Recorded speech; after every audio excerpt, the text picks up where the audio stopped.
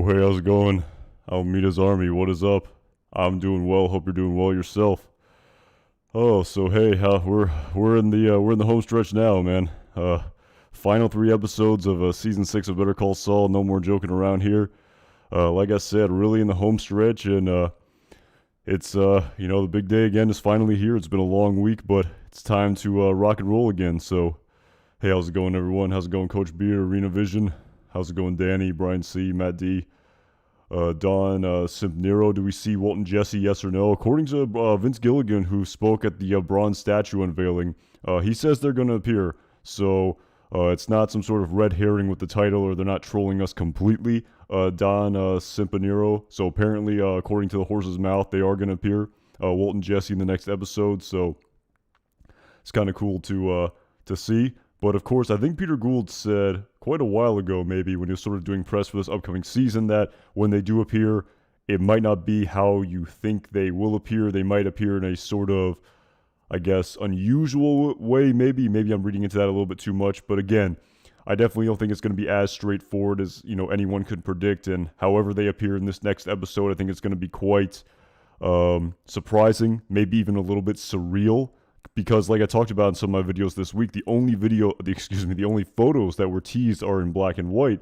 But of course, how does this factor into Walter White and Jessica Pinkman appearing in this next episode if we're going to also have scenes in the Gene Takovic timeline? Are we going to revert back to the trope of the first 5 seasons where we have only a cold opening scene of Gene Takovic in Omaha, and the rest of the episode is going to be in the present day quote-unquote Breaking Bad timeline, and this is how Walt and Jesse come into the storyline? Again, I'm not too sure, but pretty excited to find out, that's for damn sure. So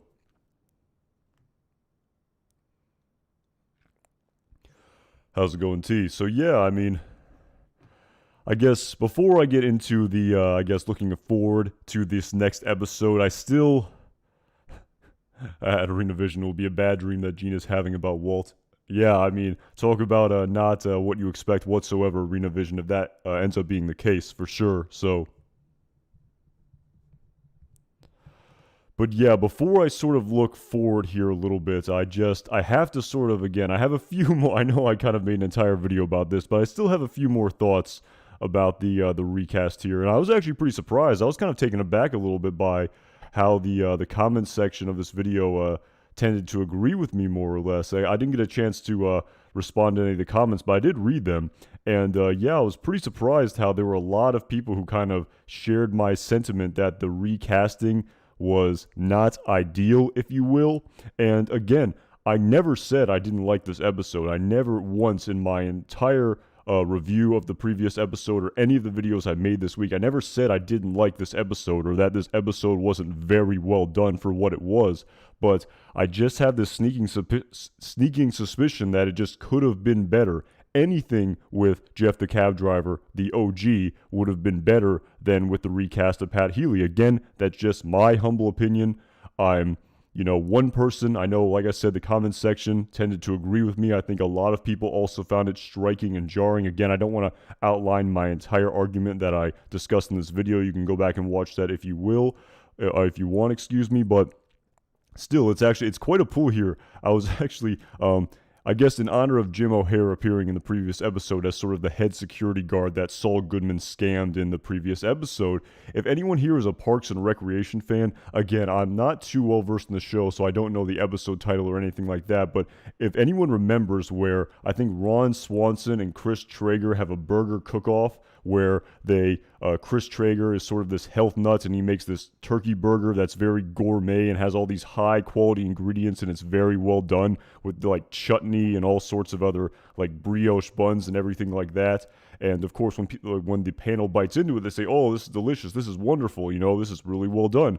But of course, Ron Swanson, who then puts a parody amount of effort into his burger, just a hamburger with meat that he bought at some store. And of course, when they bite into that, they say, "Oh yeah, this is better. This is definitely better." So that's kind of what I'm getting at here. I mean, despite how unbelievably well done that episode was, I mean, if you go back and listen to the Insider podcast for the previous episode, I mean, just the meticulous nature to the detail of every sort of little thing in that episode. Again, I commend it for sure. It wasn't a bad episode by any stretch of the imagination. It was well done, like every single episode of Better Call Saul and Breaking Bad. Of course, the effort was put into it, but I'm just sort of thinking that any single sort of story with the OG Jeff the cab driver just would have, oh shit, just would have been better. So we got to work on the updates there. But yeah, so that's just my opinion. I mean, despite what you say about the recasting here and whether or not you think it's a big deal or no big deal, I know some people think it's not a big deal whatsoever, the recasting, but I'm sorry, I have to disagree. I absolutely have to disagree in respect to this recast. And I was kind of thinking in the sort of macro sense where, again, I was going back to the Insider podcast that I listened to for episode 609, where they talked about how Bob Odenkirk suffered that heart attack on set during that scene when after Lalo Salamanca shoots Howard Hamlin in the head. Retroactive spoiler alert. But Vince Gilligan talked about, a little bit in that podcast when, he's just following the ambulance to the hospital. In the back of his head, he's thinking, if God forbid, Bob Odenkirk should expire here, the show is over. So the point I'm trying to get at is, you cannot recast Bob Odenkirk, the lead actor of a series, should something happen to him. But at the same time, there's nothing completely objective about that statement. It's just subjective in terms of recasting an actor in this series. And I think we all can sort of assume, well, of course you can't recast the star of the show. That would completely ruin it. The visual continuity would be completely destroyed. But at the same time, could you recast Kim? Could you recast Gus, Mike, Howard, Lalo, Nacho? Could you recast any of those characters? So, I mean, it's completely subjective. I mean, maybe you could say, well, of course you could recast Howard, I guess, technically, or maybe you couldn't. So, again, at the end of the day, I mean, no recast is ideal whatsoever. And like I said, I just think it just diminished the story a little bit, if you will. That's just my opinion. I absolutely think the potential was absolutely diminished. And like I talked about in that video, I think this video here that I have on screen, I think sort of the premise here was that Jeff was so flustered by him being confronted unexpectedly by Gene Takovic in his home, and this is why he sort of reverted to this sort of meek persona compared to the very charismatic persona that he had when he confronted him at the mall. But again, the recasting of the actor the nuance is lost to me. I would have much rather seen the original actor and juxtapose his mannerisms in the mall compared to how he would have reacted after Saul Goodman confronted him like this at his home. And this is what I would have much rather seen compared to, basically, to me, again, seeing a completely different person here. I know this is supposed to be the same character, but it's just again, maybe I don't have the imagination, if you will, to as if anyone knows that SpongeBob meme, but maybe I just didn't have the imagination to truly, I guess, enjoy this episode for what it was. But that's just me. So again, I don't want to harp on it too long. I sort of made my opinions known in this video. But again, I was really taken aback how there were a lot of people that seemed to agree with me in the comment section, where I know other people say, oh my goodness, this was the greatest episode ever. There wasn't a flaw to it. And again, I don't know if I agree with that completely. So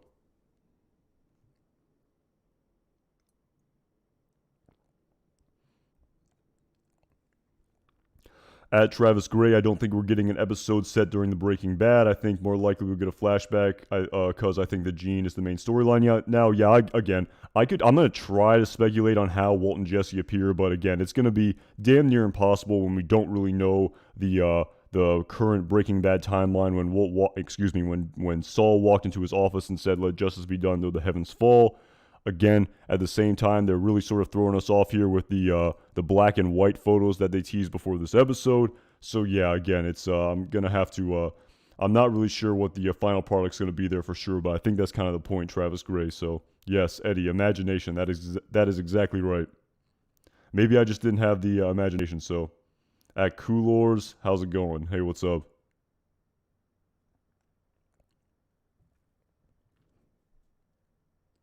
At Full Hey 1, Nippy is like 3D chess. The writers are at another level. Yeah, it may be so. Again, like I said again in this video I made, I'll give them the benefit of the doubt for now because the story is definitely not wrapped up yet. I mean, I was very surprised to see this photo here of Jeff the cab driver as a preview promo photo for this upcoming episode. I really thought maybe the story was wrapped up and that was the entire premise of the episode Nippy, but at full Hey 1, yeah, it does seem to be a little bit of a 3D chess, that's for damn sure. So, again, I really don't know where this story is going, and at the same time, again, I know another sort of critique of this story that was presented to us in the previous episode, at least something that I agree with, is the fact that why did Jeff agree to do this sort of very low stakes heist when we saw Saul Goodman walk by that corkboard with that $5 million reward poster? And again, I don't know this to be the case. I'm sort of just speculating here, but maybe Jeff doesn't know about that. Maybe that poster's not up yet. And maybe that doesn't happen until the next episode where that reward doesn't exist yet when this scene is happening, or the scene previously was happening in the episode entitled Nippy. But again, you wonder why they even showed us that teaser in the first place. I mean, with that $5 million amount of money, I feel like that's sort of a, I guess, how would you say, contradiction, if you will, at least in the sort of thought process of why Jeff would agree to do this sort of penny ante heist when he could legitimately turn Saul Goodman in for $5 million. So at Universal Basic Ramen, I like the nose gesture better, actually. But yeah, the clown one works too. I don't mind that for sure. I think the nose one more aptly sums me up, though. I think you were on point in the first one, but I see what you did there. So, at Synthetic John, do you think this is the end of the Breaking Bad universe? I think for the time being, I think so. At Synthetic John, I think Vince Gilligan is being sincere when he says he's in no rush to do another iteration of this universe immediately. And if I remember correctly, I think during part 2 of season 5 of Breaking Bad, I think Better Call Saul was pretty much already a done deal and in the works. And I haven't heard anything but just vicious rumors in respect to any other iteration of this universe. I mean, other than Slip and Jimmy, but that's a whole nother story. But yeah, at T, another full Jeff episode. Yes, I am skeptical, but open-minded at T. At the end of the day, I will admit I am very skeptical of this upcoming Jeff episode, just based on how I was a little taken aback, as I feel like I made my thoughts pretty clear over the course of this week. But I'm open-minded. I will absolutely give them the benefit of the doubt. And while I was a little bit sort of, again, questioning the story that was displayed to us, again, I'll be open-minded and give them the benefit of the doubt. Can't wait to see what happens tomorrow.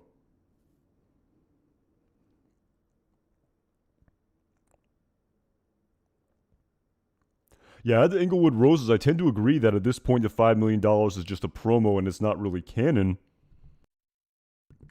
But I just wonder why you sort of display a teaser like that could really sort of hinder the story you're displaying in Nippy. That's sort of my question, so I hope that comes into it for sure. I really do. I mean, that corkboard sort of insinuated that Saul Goodman, aka Gene Takovic, was back in Albuquerque, New Mexico, just based on the flyers that were on that corkboard. So I hope that's what they're alluding to, as opposed to just putting random flyers on the board and then really not having any rhyme or reason to the story that's actually going to be presented to us in these final 3 episodes. But, you know, I can't wait to see what happens, so.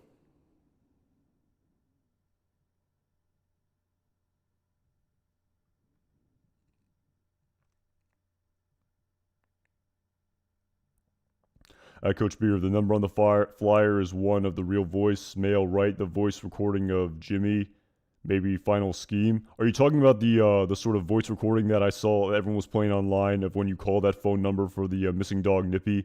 If that's going to have any part in the sort of Jimmy story arc, Final Scam? Again, that's another question, Coach Beer. Is that sort of just an Easter egg, a sort of again, is it an Easter egg at this point, or will that sort of impact the broader story? That is the question that I guess waits to be seen, I suppose. So, not Nippy, the reward promo flyer. I see. No, I haven't called that number. I have not called that number. Maybe someone has, but yeah, again, it's very sort of peculiar, that very, very large amount of money, where you know, I just feel like it really sort of made me scratch my head, where if you're basically sort of insinuating, the creators of Better Call Saul, that there's a $5 million bounty out on Saul Goodman, then why in the world would Jeff the cab driver not just turn him in? I mean, I guess. I mean, I talked about it a little bit in my review. I don't want to sort of harp on it too much, but it's uh, it's definitely some food for thought. It's some food for thought for sure. At David D, why am I bald like Gene? This is the longest my hair has been in a while.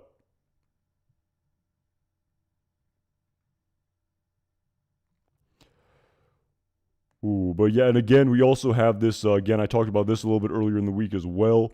But we also have this, teaser where Saul is talking to someone again. I speculated maybe it's Kim again. I know when people went back and sort of listened to the dialogue again, that's sort of okay.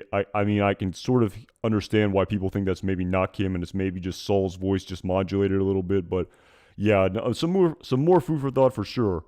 And he's definitely talking like he's speaking to someone he knows. Again, I'm not. Again, the teasers here have been so cryptic, where we're in the Gene timeline, but it definitely sounds like someone he knows rather well when he's speaking to him in this. When he's speaking to him or her in this teaser, and this episode's entitled Breaking Bad, and Walter White and Jesse Pinkman are allegedly appearing in it. So, at the end of the day, way more questions than answers heading into this next episode.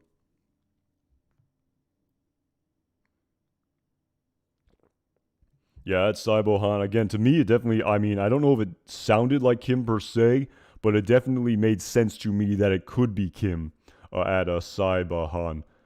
That's definitely something I thought about for sure.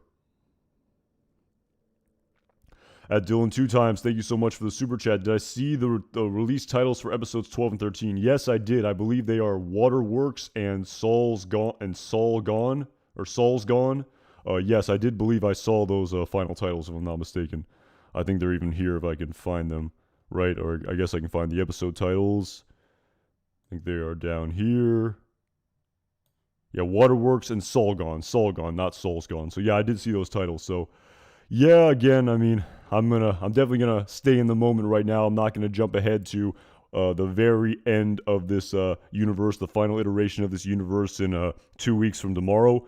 I'm gonna kind of live in the moment here and kind of focus on Breaking Bad for sure, Dylan two times. But yes, I did see those titles. They are very peculiar.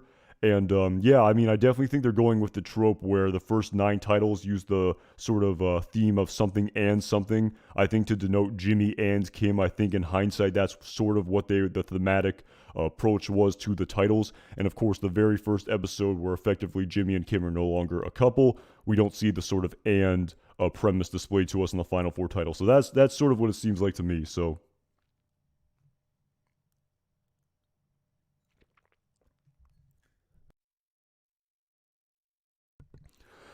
at full hey, I don't seem too excited about the titles. I mean, I wouldn't say I'm not excited about the titles. I think the titles are actually very peculiar, and they definitely leave a lot of to the imagination for sure. I think what I'm not sort of excited about is the fact that these are the final two titles that will ever be revealed to us in Better Call Saul as a series before it ends forever. So that's sort of where maybe my lack of enthusiasm may have came across when giving that answer to Dylan two times. And thank you again so much for the super chat, Dylan two times. Really appreciate it. So yeah, at Carol Lemaster, yeah, Saul gone. Yeah, that's definitely what I'm sort of. That is definitely seemingly what they're going for there. So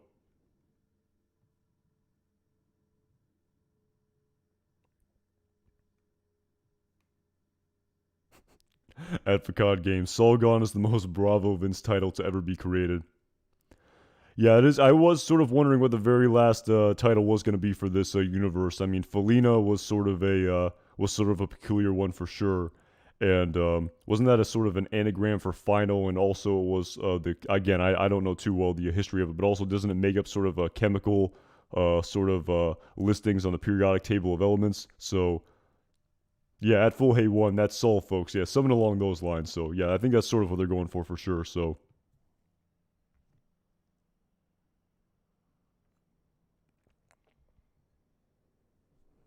At Almeida's Army, truly 72 minutes long, the entire episode without commercials, or is that including commercials?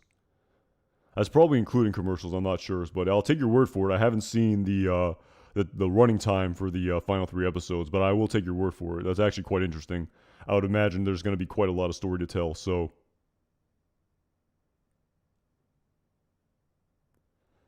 at Monet Dreams, no, the recast was fine.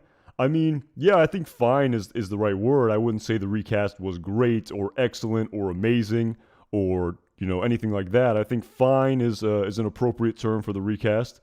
Fine, I think that's an appropriate what is it, a description for that? I'd say so. Again, I just felt like it diminished it. I mean, I think I'm fair in saying that. I mean, I was sort of just thinking about this thought experiment where what if after episode 607, Plan and Execution, where Lalo Salamanca, executes Howard Hamlin in Jimmy and Kim's apartment, what if theoretically the very next continuation of that story was recast with a different actor playing Lalo? I mean, think about it. I mean, that would be in off the top of my head, that would be terrible. I mean, the instant continuity, you would almost say, well, we can't do that. We absolutely cannot do that. We cannot recast Lalo. But at the end of the day, Jeff the cab driver is sort of a smaller character, and it really doesn't matter too much. But I see that Kate Valentine, thank you so much for the super chat. So I think you're too smart for the writers. Well, that is way too kind there. I don't think they thought anyone would think about the original Jeff sunglasses emoji. Kate Valentine, thank you so much for the super chat. I really appreciate it. And yeah, I mean, it was actually kind of interesting. I went back and listened to that Insider podcast, sort of going on what I was just talking about. But it was kind of funny. Pat Healy actually talked about how he was a big fan of Breaking Bad and Better Call Saul, and how he was familiar with the Better Call Saul subreddit. And he says, "I see you Redditors, and your hashtags not my Jeff." I saw that floating out there, and I think all the people on the podcast are saying, "What? No, what? That can't be true. I mean, who would in their right mind would ever think that?" But again, at the end of the day, I know people like Peter Gould and Vince Gilligan said this was like one of their favorite episodes of all time, Nippy. But I mean, what are they going to say? Are they going to say, "Oh yeah, this was a huge mistake on our part. We really should have waited in hindsight. This is terrible. We really regret this. It would have been much better if we had the original Jeff, and we couldn't do it, but we just sort of had to do it because that's the nature of television when you have bosses to adhere to, like the executives at AMC. I mean, they're not going to say that. And like I said, I think for what the episode was, it was absolutely amazing. I mean, it was unbelievably well done. I was really much looking forward to seeing an entire episode in black and white. I thought it was very well done. Like I said, I was at the edge of my seat for a lot of the episode. My heart was racing. And what's actually quite striking about the episode is that because the sort of recast of Jeff, as Kate Valentine has mentioned right here, because that was so jarring when the scheme was sort of being enacted, and when Jeff, the new Jeff, slipped and hit his head and was passed out unconscious on the floor of the department store. What I forgot was happening almost was just how high the stakes were for Saul Goodman, because if Frank turned around and saw that guy, effectively Saul is going to prison. Because they're gonna go find that guy. He would basically say anything to get a sort of lighter sentence on him. He would say everything and say, "This is Saul Goodman. This is a wanted man," etc., etc. Yes, maybe he'll go to prison, or be have some sort of misdemeanors or felonies slapped on him. But he would just sing like a canary to save himself. So again, the stakes were extremely high for that episode. And again, the sort of the distracting nature of the recast actually sort of even took that away from me. In sort of hindsight, I forgot just how high the stakes were in that moment. How if Frank turned around, Saul is done for. Saul is going to prison. So yeah, just definitely some food for thought there for sure. It was quite striking for me at Kate Valentine.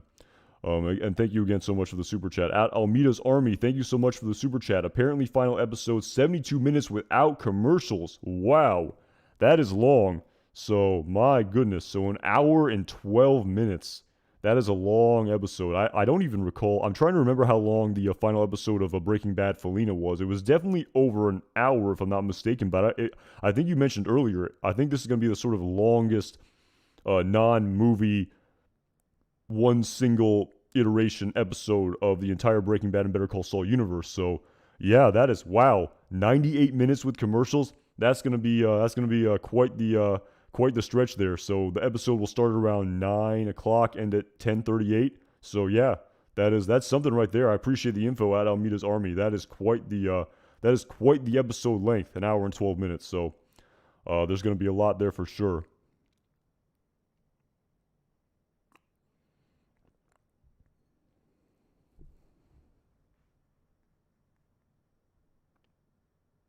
At T, Yeah, I mean, I think that's that's quite the statement there. That's the very sort of blunt statement you're making there.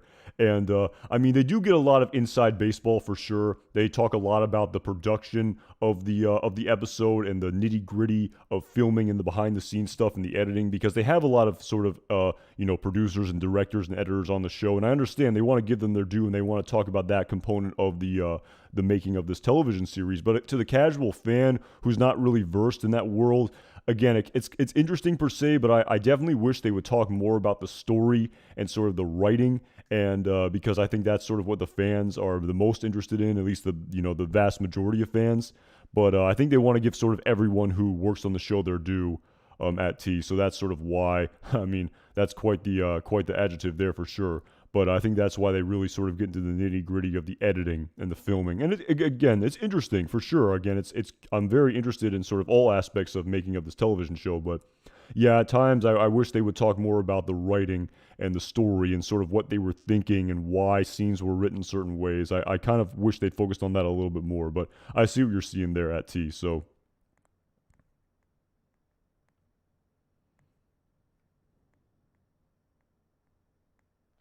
At Ted McAway, I want more Tuco. I mean, it's possible. Again, I don't really know. And I mean, speaking of Tuco, I mean, it is not looking too good for our main man Patrick Kuby appearing in these final three. I mean, it's possible, but just with the episodes beginning to dwindle and dwindle, I am having very, very low hopes that we'll even see Patrick Kuby in these final three episodes. I really do. It would be great to see characters like that.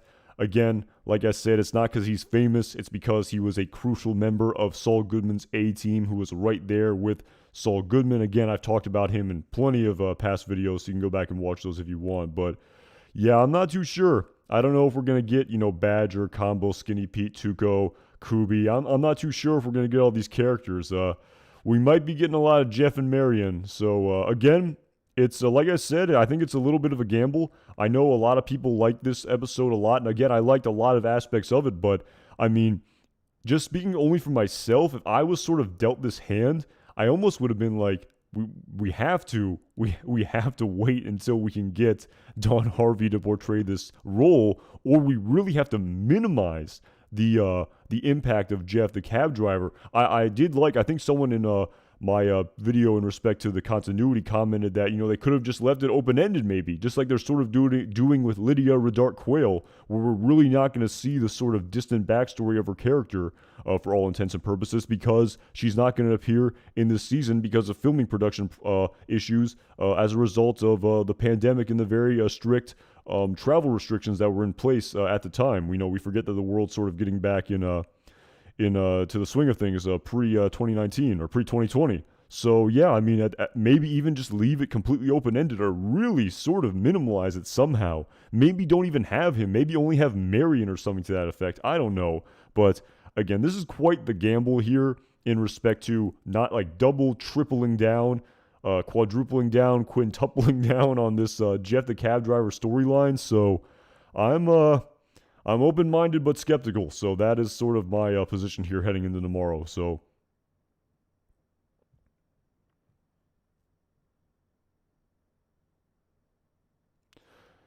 I'm sorry, I don't read Korean, but what do you think the timeline of episode Breaking Bad is? Again, that is the $80 million question there. Again, I'm sorry I can't read your name, but yeah, that's the big question right there, is when does this episode take place? And actually, kind of interestingly, I was discussing a little bit in respect to the timeline and how it can pertain to Walter White and Jesse Pinkman appearing in this upcoming episode. And I did see a couple people out there sort of go about the theory that maybe Walter White is still alive in 2010 when this episode takes place, as we know from the sort of Nebraska football conversation that was happening in this episode. But again, just based on all of our sort of context clues here, I'm pretty damn sure that despite the continuity errors in the timeline, how even the divorce papers say Walter White's 50th birthday took place in 2009 when really it took place in 2008, I'm damn near positive that the Breaking Bad timeline spans exactly 2 years, from Walter White's birthday in September of '08 to September of 2010, and all the sort of plot holes in the timeline as they are. So I don't think Walter. I'm almost damn near positive that Walter White is not alive here. I know some people. I saw some people in the comments of some of my videos saying that Walter White was born in 2009, or that Walter White didn't actually die, because it wasn't sort of completely revealed to us. Also, I guess when he died, because of um, just the nature of the timeline, it being 2010. So theoretically, when this is happening, this mall heist is happening, Walter White could still be alive. But I'm pretty damn sure he's not alive, and I'm pretty sure that's sort of common knowledge here. The timeline, despite the fact there are tons of plot holes in respect to the timeline. So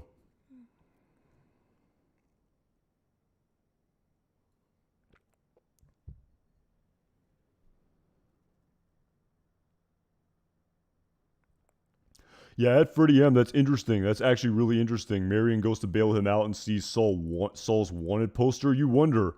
I mean, right now she just seems so down to earth and so sort of, just the sort of I don't even know what the word is here. Just sort of I don't even know, just matronly, just very sort of polite and down to earth. But who knows? Maybe a switch will sort of flip in her head if she does see that wanted poster, and we do see Saul ripping it down in that promo. So.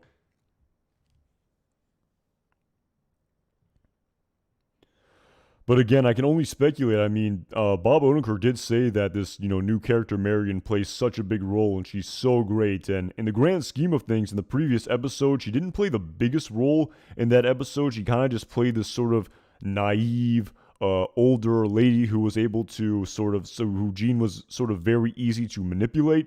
So she came across as very sort of one-dimensional, I would say, in the previous episode. But like I said, I definitely don't think that's the end of the story for sure. And I think there's there are definitely seems to be some sort of big twists and turns in respect to her character as well as her son, Jeff the cab driver.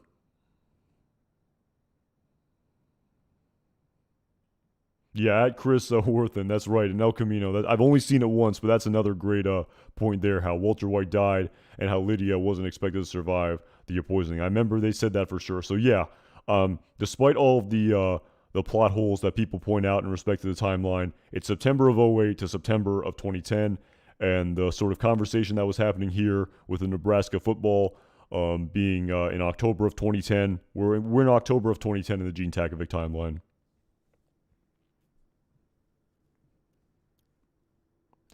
And even to tell you the truth, I even like this really sort of attention to detail here, where in order to ingratiate himself here to Frank the security guard, he really had to talk about Nebraska Huskers football.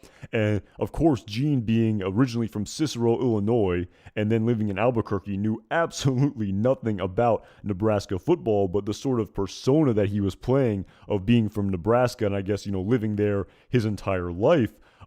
He sort of had to sort of fake it until he made it, I guess, as the Better Call Saul Twitter page sort of tweeted out today. And I really sort of like that piece of that sort of aspect of the storyline where, of course, I mean, there's nothing else. I mean, not nothing else, but there's no other major sports team in Nebraska other than the college football team, and they had a dominant sort of a powerhouse in the 90s from my brief research into this. And if so, of course, Frank would have been all about that in the 90s and would have been a huge sort of fan of that. And Saul would know absolutely nothing about Nebraska football off the top of his head. I mean, to tell you the truth, if someone asked me about Nebraska football that's happening right now, I couldn't name a single thing about it. And I'd sort of have to completely fake my way through it. And I really like that sort of aspect of the story where he's reading the newspaper and learning about the players and learning about the history to ingratiate himself.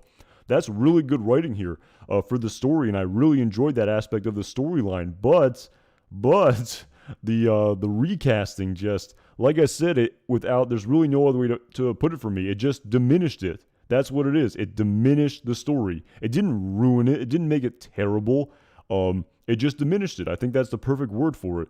But like I said, it was a great episode for what it was. Like all episodes of Better Call Saul, the attention to detail, the cinematography, the filming, the story writing, I thought it was really good given the circumstances. But OG Jeff would have been better, and that's my opinion, and I'm sticking to it. So.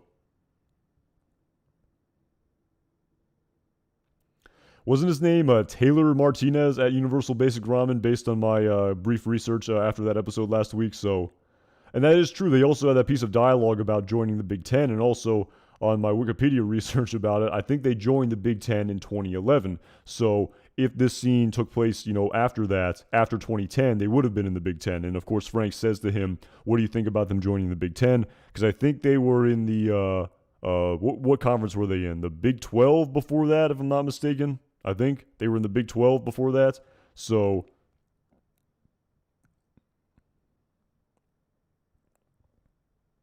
yeah, definitely wasn't expecting to go off. And yeah, I mean, who knew that Nebraska football would play a crucial role in respect to establishing the official timeline of Breaking Bad and Better Call Saul. It's definitely quite something there. And again, that just some really good writing in my opinion. So, Adrian Martinez just transferred recently. So, okay, so he's playing now. Again, like I said, if someone asked me if I had to sort of, flee to Omaha, Nebraska and sort of talk to someone about Nebraska football right now, I couldn't say a single thing about them. And I really just I really like the sort of even acting here by Bob Odenkirk, where he just, everything he was saying was just, he was trying to fake it so much and just sort of repeating what he was saying like he sort of knew what the conversation was. I thought that was a great aspect of the storyline. I really did.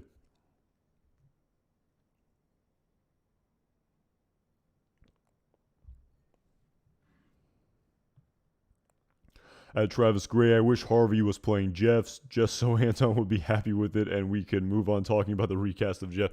I mean, yeah, I know what you're saying there for sure. But at the end of the day, I wish they did too. And I wish I didn't have to talk about this. And I wish I was just absolutely blown away with the story and thought it was just unbelievable and was everything I could have dreamed it would be and more after seeing the confrontation that I talked about in 501. But unfortunately, I mean, I'm not happy with this at all, but it is what it is. So, at Oreo VR, thank you so much for the super chat. When's the episode coming?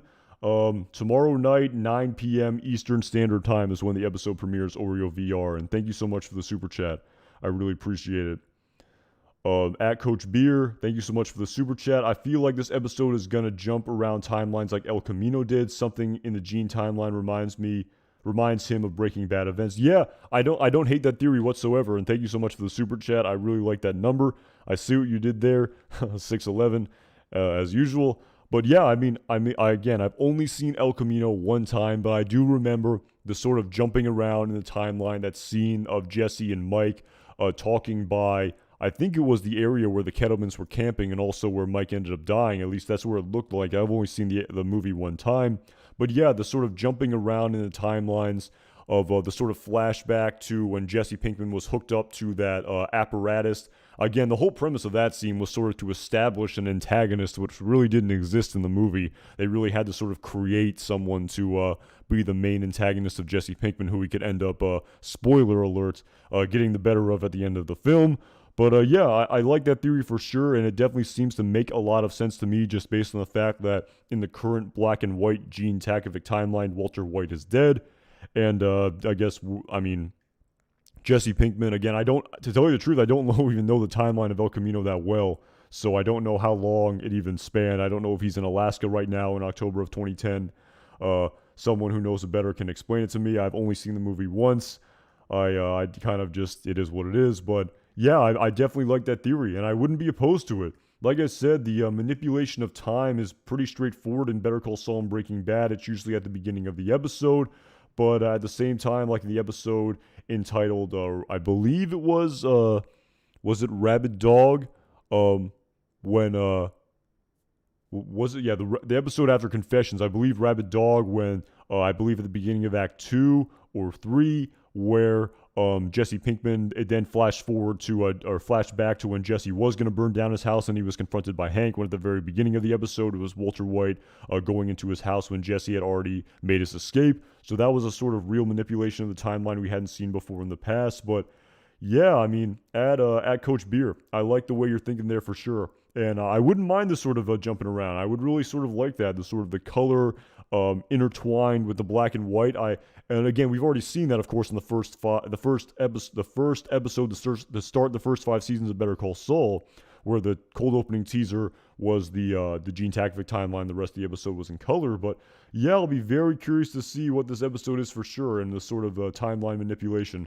And that's something I talked about earlier in this week. So yeah, really looking forward to tomorrow for sure. And thank you again so much for the super chat, Coach Beer. Really appreciate all the support. At Matt Anderson Jr., thank you so much for the super chat. Really appreciate it.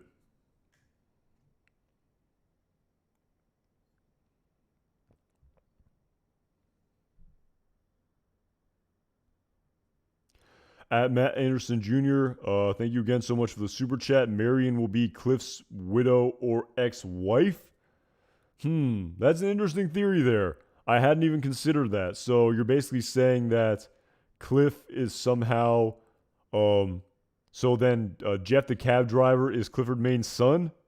I guess that's sort of where you're getting at there. I guess technically he did not have to necessarily be the son by birth. I talked about this a little bit when the sort of meme was going around about who was Clifford Main's son. I believe in the episode, after the episode entitled Hit and Run, when they did the whole scam with Wendy the prostitute, and outside of the restaurant, Clifford Main was talking about his own experiences with the sort of the law with his son and his substance abuse problems.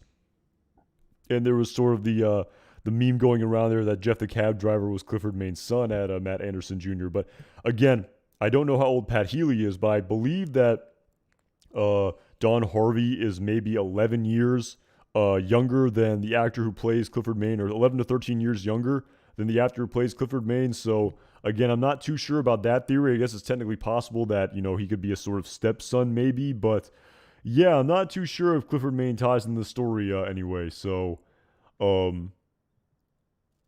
yeah, I mean, I guess I didn't even consider, you would imply Cliff's widow would be that Clifford Main was dead. So yeah, I mean, so widow I would sort of say isn't going to happen if it's going to be Clifford Main, but ex-wife I guess is technically possible. But yeah, sort of that's an interesting theory there for sure, something I hadn't considered, but I guess it's technically possible, but I'm not too sure. That would be quite something at Matt Anderson Jr. They sort of tied in that sort of tied a bow on the Clifford Main's son dialogue, which I think, like a lot of dialogue over the course of the series, is just throwaway dialogue. So, but yeah, thank you again so much for the support. Really appreciate it.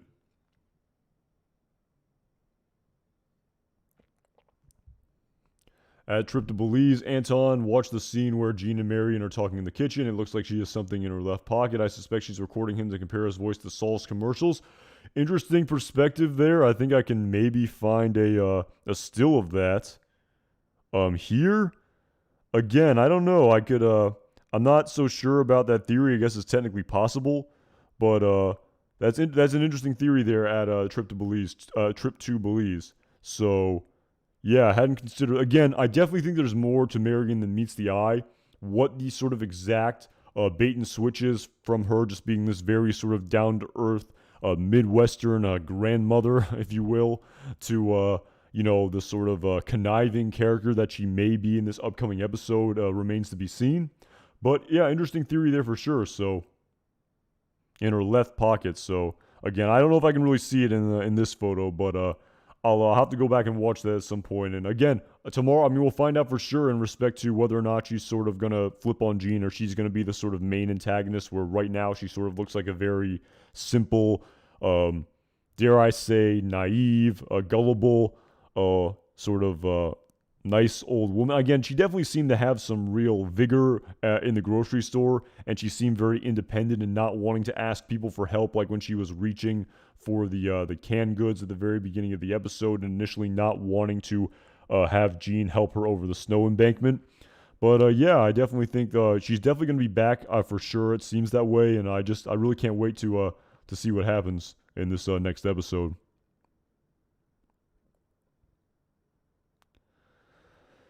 At Charlie Henning, is the final episode called Belize? No, it is called Saul Gone. That is the official title for the final episode. It's Saul Gone. So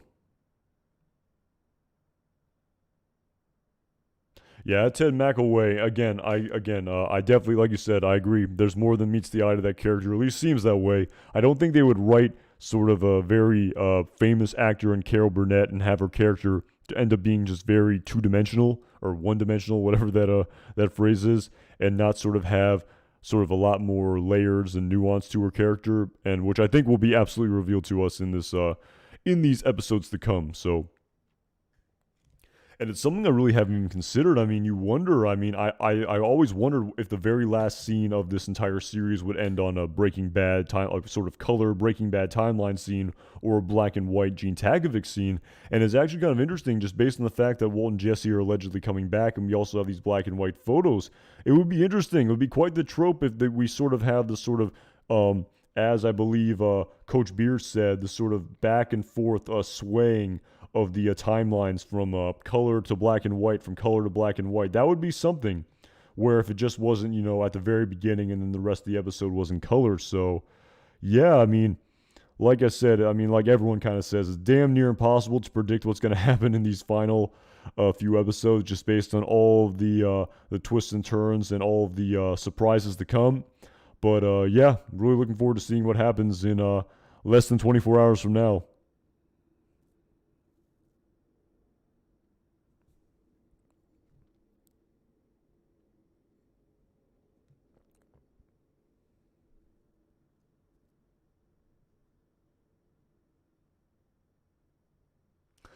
Yeah, Travis Gray. That was, I mean, that was the final shot that they filmed. They said that on the Insider podcast. I think, that was filmed. The only sort of, I think, entire uh, scene that was filmed outside the state of New Mexico, if my memory serves me correctly. But I think that's the last thing they filmed. But I don't know if that's even the last thing in the timeline. I think that's only a couple weeks later. But Matt Anderson Jr., thank you so much for the new character.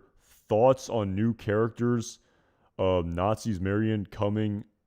Uh, I'm not too sure about I don't know what you're talking about in respect to the fascists. Am I missing something there? In respect to the Nazis or Marion? I'm not too sure about that. So I mean, I sort of discussed Marion about how I think that she is definitely going to be, there's more than meets the eye to her. I talked about that a little bit earlier, but I mean, I'm not sure what you're talking about in respect to the other characters you mentioned. So at Matt Anderson Jr. If you could clarify a little bit. So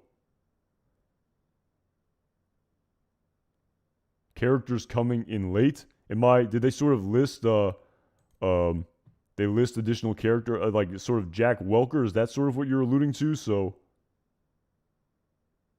oh, I see what you're saying there. How Jack Welker and his crew came in late, and they had very much pull, and they were sort of the main antagonists for the entire series. Where they didn't come in until season 5 of Better Call Saul, I believe, in the episode entitled "Gliding Overall," when Walt used them for the prison killings. But yeah, that's interesting. That I see what you're saying there. I think yeah, I think I see what you're saying there. So is Marion and Jeff the new Jack Welker? If that's what you're sort of alluding to, again, I think to an extent, I think the sort of maybe to an extent, I think I like the parallel there. I see what you're getting at. In respect to them having lots of pull and maybe being the main antagonist of Gene Takovic in these final episodes, yeah, I can see that. I can see that for sure. Um, yeah, that's kind of an interesting sort of perspective where you have this sort of new, I guess, antagonist coming at the very end of the series to sort of wrap up everything Matt Anderson Jr. So I guess sort of a similar trope in the writing, if you will. But at the end of the day, I mean, we're still speculating at this point, and until we sort of see where tomorrow's episode goes, it's going to be hard to know for sure. But yeah, definitely something to think about. So. And thank you again, Matt, at Matt Anderson Jr. for the super chat. Really appreciate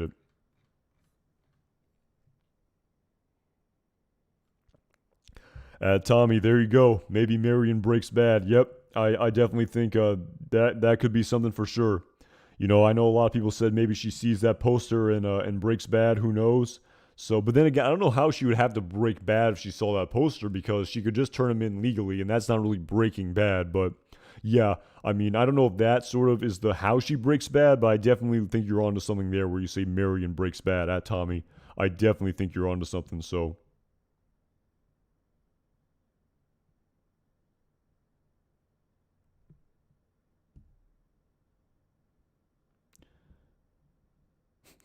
At Matt D, I need more Clifford Maine. That is funny.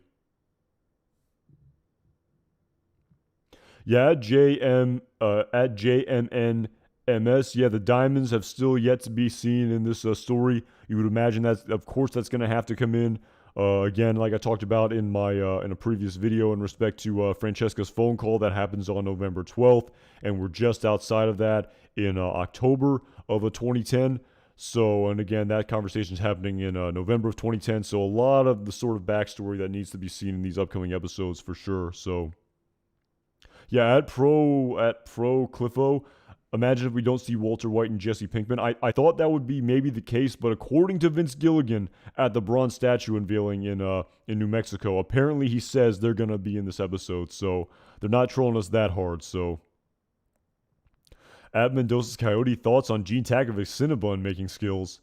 I mean, are you talking about like the actual filming of it, or more of the sort of story writing of it at Mendoza's Coyote?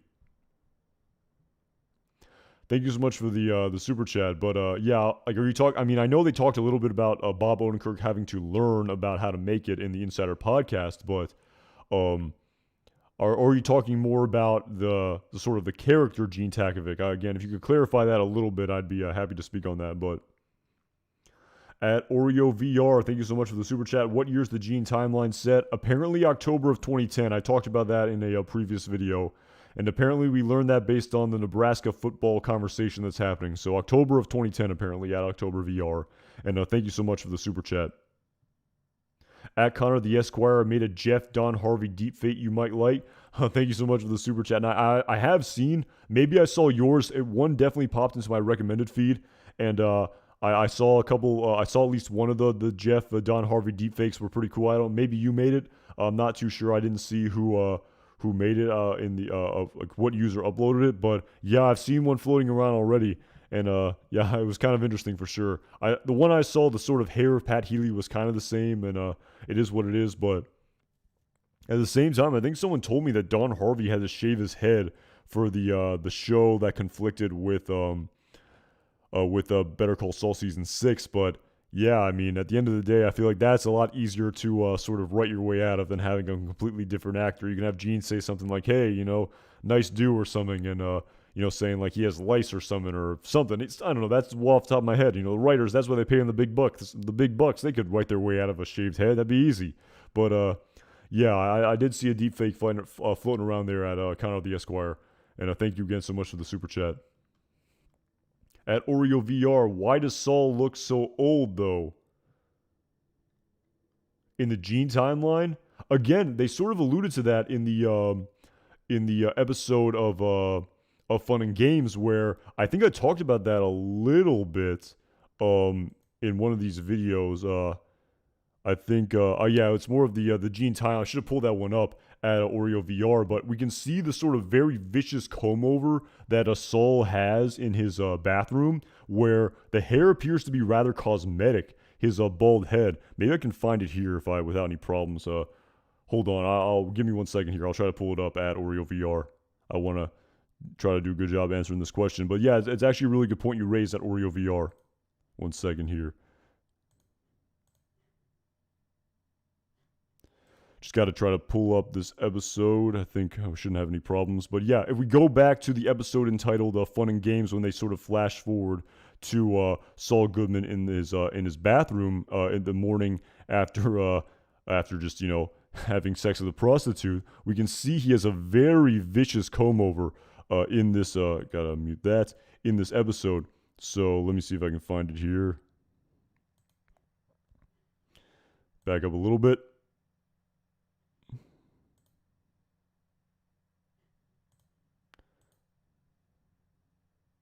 Yeah, here we go. This is perfect. So yeah, I pulled it up here, and so yeah, when you see that Bob, he has a very vicious comb over here, where he's effectively bald, and it's all cosmetic at Oreo VR, where he's doing a really aggressive comb over. And I talked about this a little bit in respect to the video I made on the timeline, where in order to sort of hide in plain sight, I guess he said, well, I'm just going to let this hair go. I'm going to embrace my baldness because I had this very sort of prominent hairstyle when I was plastered all over bus benches and billboards all over Albuquerque at Oreo VR. And so, yeah, I mean, that's why I think he looks so much older, because he actually was bald sort of the whole time. And we didn't even know this. He sort of had this very aggressive comb over here. So I kind of like that attention to detail. I think they sort of did that on purpose this season at Oreo VR. But it's a good question, and thank you so much for the super chat. So At Harry Sullivan, thank you so much for the super chat. Who has been your favorite character in season 6? Man, that is a tough question right there. I wish you would have asked me an easier question there at Harvey Sullivan. Who has been my favorite character this season? Man, that's tough. I don't know. I mean, I feel like it's a really loaded question because whoever I answer, I feel like I'm sort of omitting other people who have been also pretty great. But in respect to the character itself and not the actor portraying the character and like the sort of artistic performance of it, I would probably say Howard Hamlin actually Harvey Sullivan, excuse me. And like I said, I really sort of liked how they initially took Howard Hamlin's character from season 1 of Better Call Saul, where he was the sort of Darth Vader antagonist, and an amazing sort of twist that I did not see coming. He was sort of the most morally upstanding character left on the entire show. I mean, it was just unbelievable how they sort of, started him out in a way where you think, oh, this character's sort of a not good, I don't know. I mean, for lack of a better term, he's sort of an asshole. That's the way they sort of wrote him. But there was just so much more nuance and layer to his character, and he was such a sort of great person and a great guy. And just the way that they wrote that story where the sort of worlds collided and sort of he got caught up in all of Jimmy's bad decisions about him deciding to be an amigo of the cartel, and one of the collateral damages of all of that was Howard Hamlin's death. I mean, I'd have to say Howard Hamlin for sure. But of course, that also leaves out Nacho Varga, and that would probably be, a very close second if I had to answer that. So I had Harvey Sullivan. Thank you so much for that super chat.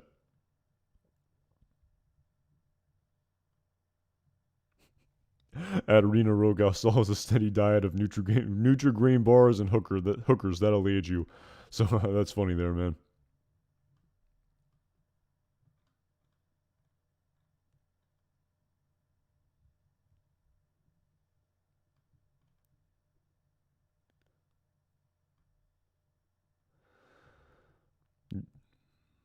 I mean, yeah, Lalo was great too. Lalo was just unbelievable writing at Pro Cliffo. To tell you the truth, I wasn't expecting Lalo to be that sort of amazing of an adversary for Gus Fring, like the way they wrote him. I like the way Vince Gilligan described him as a genius, how there were really sort of three geniuses on the show of Lalo Salamanca, Gus Fring, and Walter White, and really, theoretically, any single one of them could have came out on top victorious. In a different world, Lalo could have emerged victorious over Gus and also over Walter White theoretically, or maybe Gus could have emerged victorious over Walter White also. But yeah, I really sort of enjoyed that. I enjoyed Lalo's story arc as well, but I mean, if I had to pick one, it would probably be Howard, just because he's kind of I really like the way they wrote him, where he was kind of the sort of sneaky protagonist, if you will, the sort of most morally upstanding character left in this universe.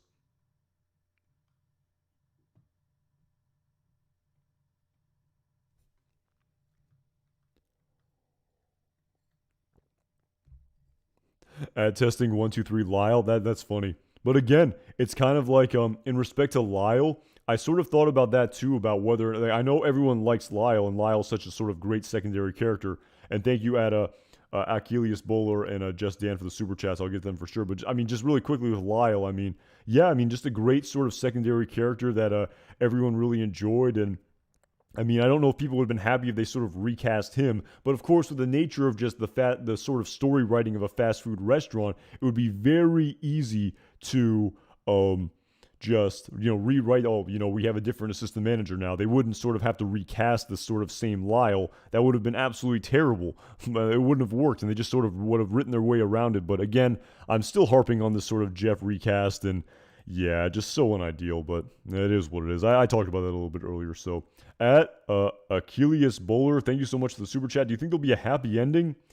I don't know. I talked about that a little bit in the past, where I think on the happy ending spectrum, yeah, I think it will sort of be similar to. I mean, when you think about just the endings we have already of El Camino and in Breaking Bad, while there's both a lot of tragedy in both those stories, it's still kind of a happy ending. So, I mean, the short answer of it is, yeah, I'd sort of say so. Something akin to the ending of El Camino and Breaking Bad, which were kind of happy endings despite all of the sort of tragedy that was embedded in all of it at Achilles Bowler. So, I mean, yeah, I'd say so. We probably will get a happy ending in that respect. But, and thank you so much for the super chat. Really appreciate it. At Just Dan, thank you so much for the super chat. Anton, bro, what are you going to do once Better Call Saul is over. I'm gonna miss these recaps and prediction streams. Yeah, I mean, I'm not too sure. I'm not too sure what's next for the channel in the long term after Better Call Saul ends. I'm not too sure. Like I said, I'm living in the moment right now. But yeah, I mean, I'm kind of curious. I mean, there are a lot of Better Call Saul channels out there who are going to be facing the same predicament, or at least I know some channels are devoted entirely to it. Other channels are devoted very heavily to it. So yeah, I mean, I wonder. But again, like I said, I'm just living in the moment, and I appreciate the compliment, man. How you're going to miss the streams. I appreciate that for sure, that you enjoy watching them. But yeah, I mean, like I said, it's definitely something I should be thinking about more. People have been asking me this for months, let alone the fact that the show is gonna be over 2 weeks. 2 weeks from Monday is the very last episode. It's so surreal to even say that in 2 weeks from tomorrow is the very last episode of Better Call Saul. But yeah, I'm just living in the moment right now, and I'm gonna really enjoy tomorrow's episode. And I guess there's I don't know. I really should be thinking about it more, but yeah, food for thought for sure. Something I definitely have to think more about. But Just Dan, thank you again so much for the super chat.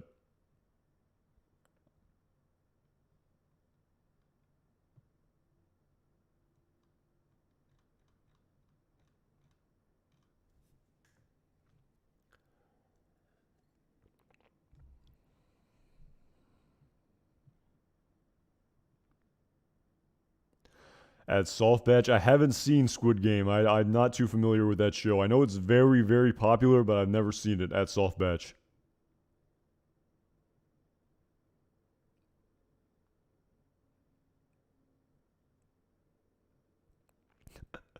At Rena Rocha, my Monday evenings are really going to open up. That's funny. That is really funny.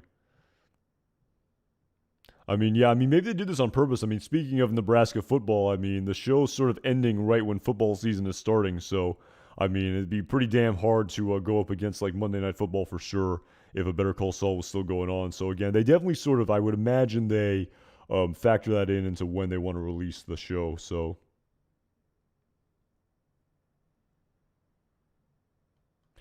David Wartsky, is that from IMDb? Because if it is, I'm going to be skeptical of it. But that would be pretty cool if we saw Chuck appear in some capacity in the final episode. Even if IMDb is not confirmed, I would like to see that. That would be very intriguing.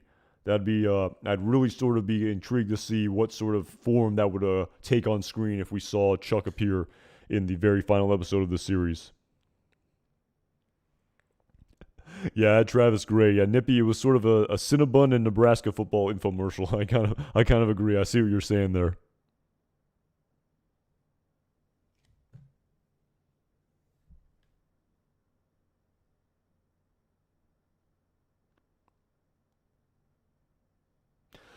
Isn't Soft Batch isn't Squid Game a foreign language show though? Is there a lot of subtitle reading for like the entire episode? So again, I don't mind foreign language films. I'm actually quite a fan. I've seen quite a bit of not quite a bit, but I mean I've seen a lot of foreign language films. In respect to like I mean mostly just like World War II films, but yeah. So again, I don't know. Isn't Squid Game in a foreign language? Don't you have to read subtitles? Is it dubbed or something? Again, I know it's super super popular, but I've never seen it. So yeah, Justin Cruz, for sure. I think we're gonna see Emilio for damn sure. I think we're gonna see Emilio. So I've talked about him a lot in the past for sure with Jesse Pinkman's dialogue in season 2 of Breaking Bad. But yeah, I think of all the characters, if we talk about Kubi and Tuco and Badger and Skinny Pete, I think Emilio for damn sure is probably going to be in this series. But again, we saw Spooge, but it was just a very very. It was almost like a cameo. Like literally, we didn't even see the conversation. It just sort of displayed to us the backstory of it. So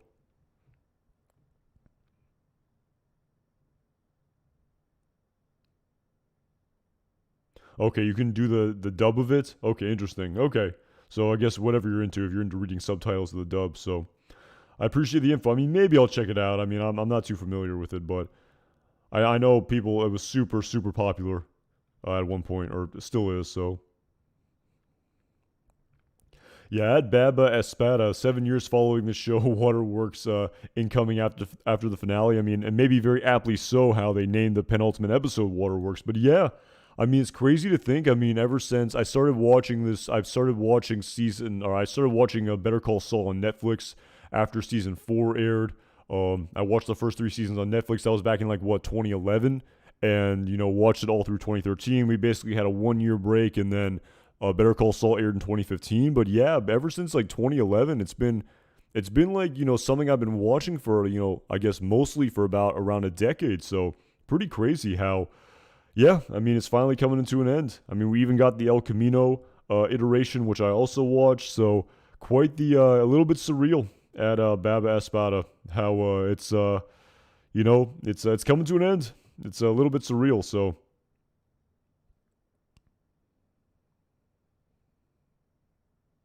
yeah, Travis Gray. It could mean like sort of Saul is gone for good, but Gene is still hanging around or Jimmy is still hanging around. So yeah, definitely some interesting sort of meanings behind Saul gone and Waterworks too. You wonder what that even means. So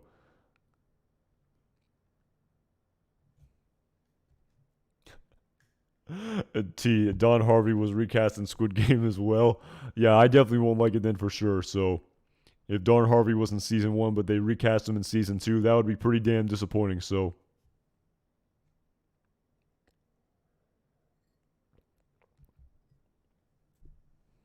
that's quite the theory, Universal Basic Ramen. So yeah, I mean, Waterworks, I immediately think of Tears. Isn't that a sort of property in Monopoly as well, if I'm not mistaken, or am I remembering that? Am I remembering that incorrectly? So, and yeah, this is quite the threesome here of writers and directors for these final 3 episodes of Thomas Schnauz, Vince Gilligan, and Peter Gould. Quite the way to end this series. So definitely think that was intentional, but it was I think hopefully these will be great. Recast of Jeff sort of diminishing this finale. Unfortunately aside, I'm really still looking forward to these final 3 episodes. So and yeah, it's soft batch, a euphemism for crying, and for sure. And like I said, I'm just again, I'll give him the benefit of the doubt, but just the doubling down on the Jeff recast when you don't have Don Harvey to portray the character, like, I mean, we'll see. I mean, that's not what I would do. Um, I don't know. I don't know what I would have done. I mean, again, I mean, no one's gonna say. I mean, everyone. I mean, if you listen to the Insider podcast and all the sort of podcasts that came out after Nippy, I mean, like I said, I really enjoyed the episode, but everyone like really just saying like, oh, Pat Healy was so great, and why would anyone want Don Harvey? I mean, they didn't say that outright, but they were kind of alluding to it. How it doesn't really matter.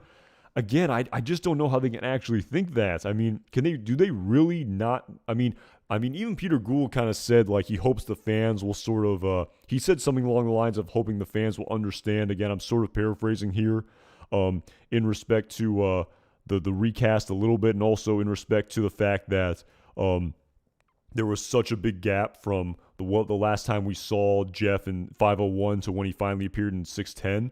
And to tell you the truth, I mean, I wonder if the fact that they had to recast the actor was one of the reasons why they sort of changed the format of this entire season. I mean, Peter Gould himself even said that um, it would be. I mean, I talked about it in my previous video about how he thinks it would have been an entirely different series of episodes with Don instead of Pat Healy. So you even wonder if the format of the season would have been different, if they would have maybe started out with 601 in the same sort of trope as the first 5 seasons with the one cold opening flash forward scene. I mean, maybe they wouldn't have done it with Don Harvey anyway. But yeah, you wonder if that's why one of the reasons why they changed up the format of all of this. And also at the same time, I think if I'm not mistaken, I mean people can correct me if I'm wrong, but I watched the television version of 610 Nippy, and they didn't have a previously on Better Call Saul. Am I correct with that? Did anyone see a previously on Better Call Saul for 610 Nippy? Because I don't think they did.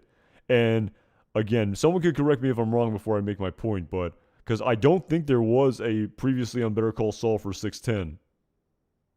But anyway, the point, again, if maybe I'm wrong, but I didn't see one, and you wonder if they said, well, we can't have the sort of previously on Better Call Saul because we'd have to incorporate all of these clips from 401 and 501, and the visual continuity would have been quite striking to have a different actor portraying the character. So, again, okay, they didn't, yeah, I didn't think so. And at first I thought they were being a little bit avant-garde maybe, but at the end of the day, I think it was because of the visual continuity. And they knew that if we had these previously on Better Call Saul with the Don Harvey actor, it would have been way too visually jarring to then have a completely different character. Like, wait a minute, this clearly is a different person.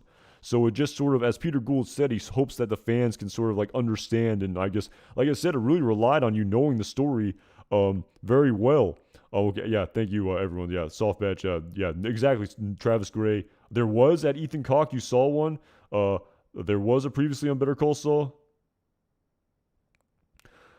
Have a good one, soft batch. Thanks for stopping in.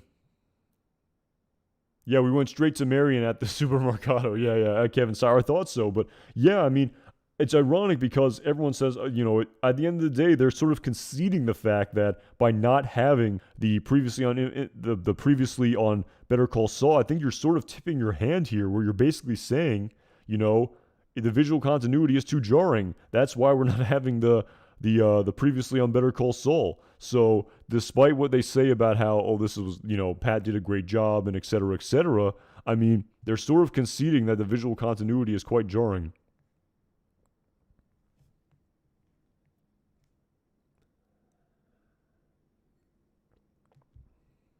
Yeah, at Trout's honor, I mean, even in respect to the whole character, I mean, it was kind of interesting. If you go back and listen to that podcast, they basically went in the sort of auditions for the character, Jeff, the cab driver, and sort of went to previous auditions and found someone who also auditioned for the role. So they basically went in to find someone who auditioned for this role, and it wasn't like they said, we have to find an actor who looks like Don Harvey. We're finding a different actor who auditioned for this role.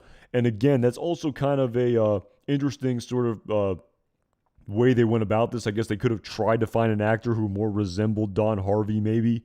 But yeah, again, I don't know why they sort of went this route. They didn't really specify on why they did this, outside of the fact that Don Harvey had scheduling conflicts. So yeah, that's just kind of interesting. So it was actually, I mean, it was kind of a little bit awkward to hear how Pat Healy said that he was talking about how he auditioned for a lot of roles in a Better Call Saul. Well, not a lot. I think he said he auditioned for this role and he auditioned for the role of Jimmy's father, to that flashback scene in Cicero, Illinois, that happened in season 3 of a Better Call Saul with the wolves and sheep sort of dialogue. And I'm trying to remember what episode that was. I think it was in season 3. But he talked about how he didn't get that, and he talked about how he read for some Breaking Bad roles and didn't get that. And again, it was kind of awkward to listen to. I was basically talking to the sort of the creators and being like, yeah, you didn't want me for this, you didn't want me for that. And again, he wasn't really trying to rub it in from what my sort of listening to what he was saying. He was just being very matter of fact and sort of telling the truth where, I read for these roles, I didn't get them.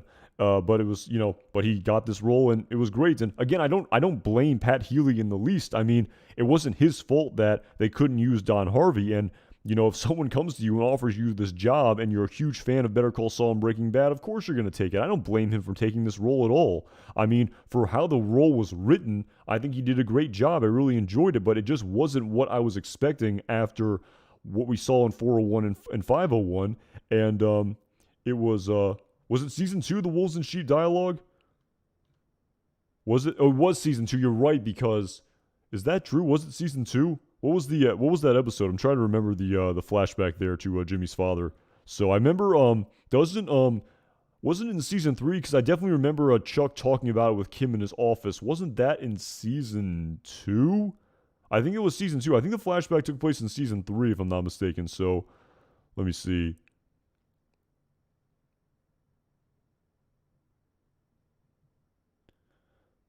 I probably should have checked it beforehand, but it was season 2. I guess it was season 2 there. Oh, that's right. I think it happened after the sort of speech that he gave. Was it in Bally High was it in Bally High? No, it was Inflatable. It was Inflatable. Yeah, yep, it was season 2. But anyway, that was the role that Pat Healy read for Inflatable in season 2. He read for Jimmy's father and didn't get that. But yeah, it was in season 2 Inflatable. That's right. I definitely mistook that there. I thought it happened in season 3 because I remember that Chuck talked about it with Kim in when after Howard put her in doc review after the whole commercial scandal. But I swear I thought it happened in season 3, but no, it wasn't season 2. You're right. It was an Inflatable.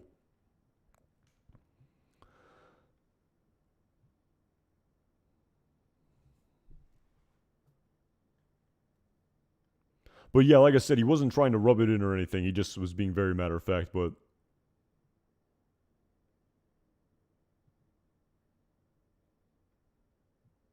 Yeah, it's Steve Bob JD. I was I mean, I don't know if I think he would have sent him to Belize or anything like that, but I definitely I thought it would be way more adversarial and sort of high stakes. Maybe it will be in these episodes to come at Steve Bob JD, but it remains to be seen. It seemed very lighthearted, at least the sort of first episode that we've seen of 610 Nippy.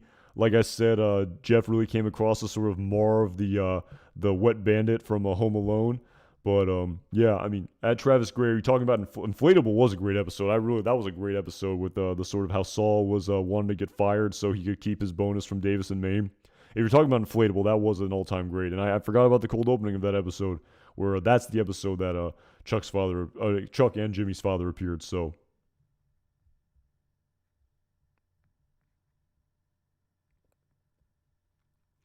yeah, I mean the sort of suit montage and him acting like I guess an asshole to quote Clifford Maine to get fired. That was a great episode for sure. Inflatable, that was a good one.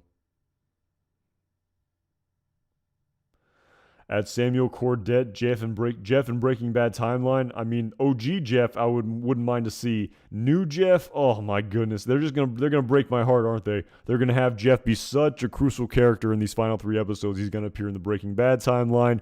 Maybe he'll even. I mean, I don't know. I mean, he said he had one of his matchbooks, so I mean, oh man, this is gonna hurt. This might hurt a little bit if Jeff has a pretty big role in and appears in the Breaking Bad timeline, and we could have had Don Harvey. This is gonna hurt maybe. So, but like I said, we'll see. We will see at Samuel Cordett. So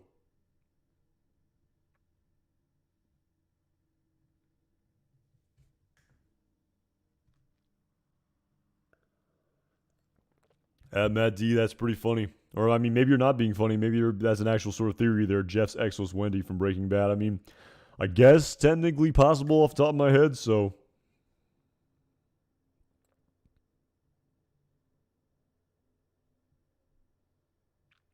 yeah, David Worski, I tend to believe, I mean, I tend to agree. I don't know if they're going to be flashbacks. Again, it depends on your perspective. Flashbacks, flash forwards. So definitely appears to be a lot of timeline manipulation for sure. So yeah, T, I mean, like I said, it's quite the gamble there for sure if they're going to do an entire Jeff arc with this recast.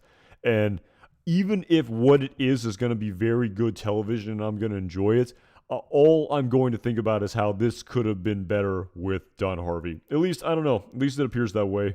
It's who knows. I mean, to tell you the truth, if maybe they have to go back and sort of refilm 401 in the cab when Jeff recognizes Gene, and then also the confrontation in the mall. Maybe if they refilm those and put those out, and I can watch those, I'll like it more. But again, I'm sorry, the visual continuity, it's just too jarring. Like I said, maybe I lack the imagination that SpongeBob talks about, that I talked about a little bit earlier in the stream. Maybe I'm not creative enough to appreciate it, and I can't look past the fact that the personalities and physical appearances of these characters are completely different. But we'll see. We'll see for sure. So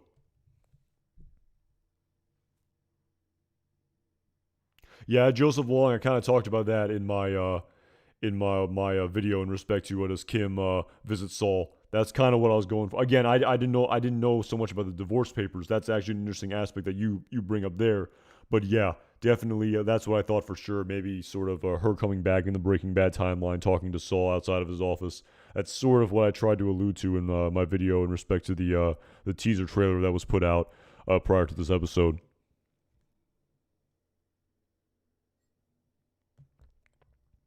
Yeah, Almino's Army. I talked about that a little bit too over the course of this week as well. The November 12th phone call. So, and it's October of 2010. So that's definitely, you think that's going to occur for sure, despite the fact that Thomas Schnauz said it wouldn't. So, I mean, I think he was just joking though as he took it back on Twitter. So, at Voltaire325, I think it was just sort of a behind the scenes sort of fan video that was sort of came out in respect to that leak. I guess I can sort of talk about it real quick. Actually, I'll bring that up right now. Actually, Voltaire325, now that you bring it up. Hold on one second.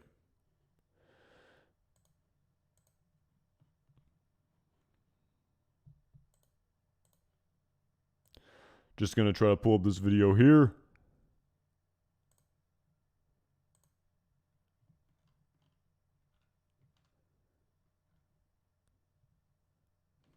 Yeah, no problem at Voltaire 325. It actually took place, if I can try to remember off the top of my head before I pull it up. It definitely happened during the filming of season 6 of Better Call Saul. It was filming that was taking place outside of the law offices of Saul Goodman and Associates, the sort of a strip mall where they film the exterior shots of Saul Goodman's office.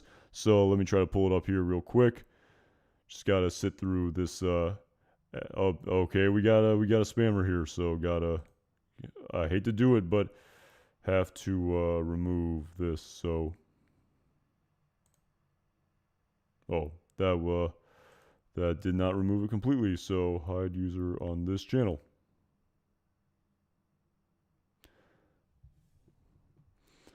Okay, hopefully that fixed it. So I think I tried to ban him, David D. So I hope that works. So again, I'm cool with basically anything, just no spamming. So.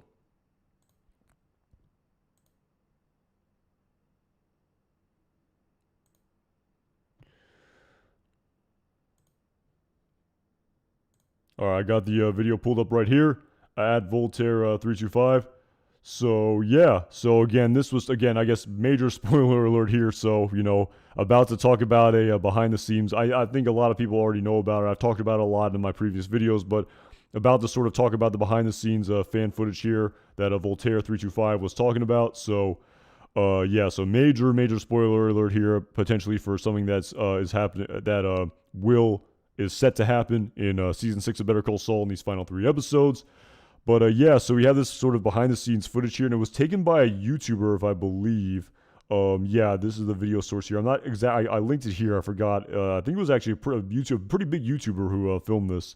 But and it's kind of funny too, if I remember properly. If you go back and listen, I only posted the video here, but if you go back and listen to sort of his commentary about it, I think wasn't even too familiar with Better Call Saul as a show. He just sort of filmed it because a lot was going on here, and he was told not to film by this security guard here.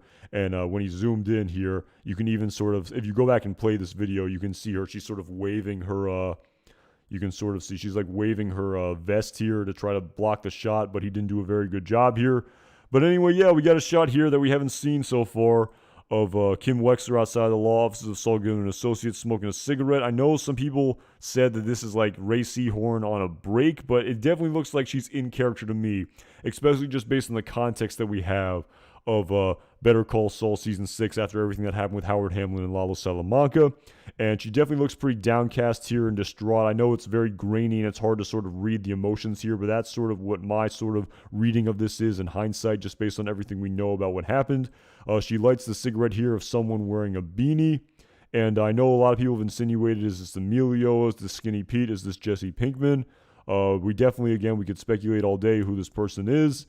But yeah, so again, we have this so we have this, Voltaire, yeah.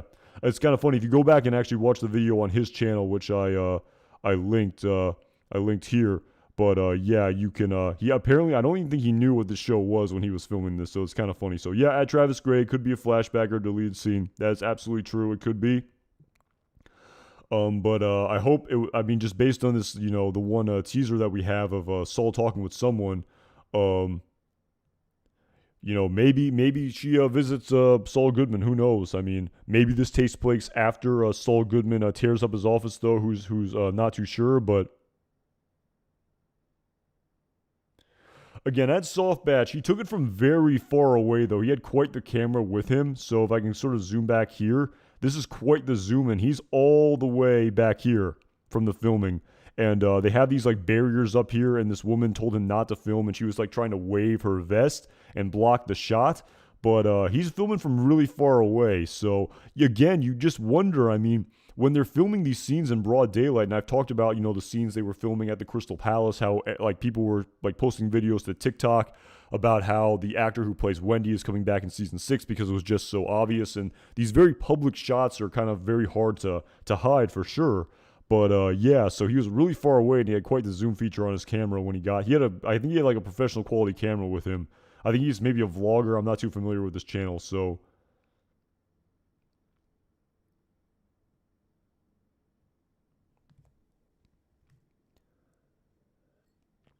But yeah, at Voltaire, this is the scene that Joseph Wong was talking about, and how we haven't seen this yet.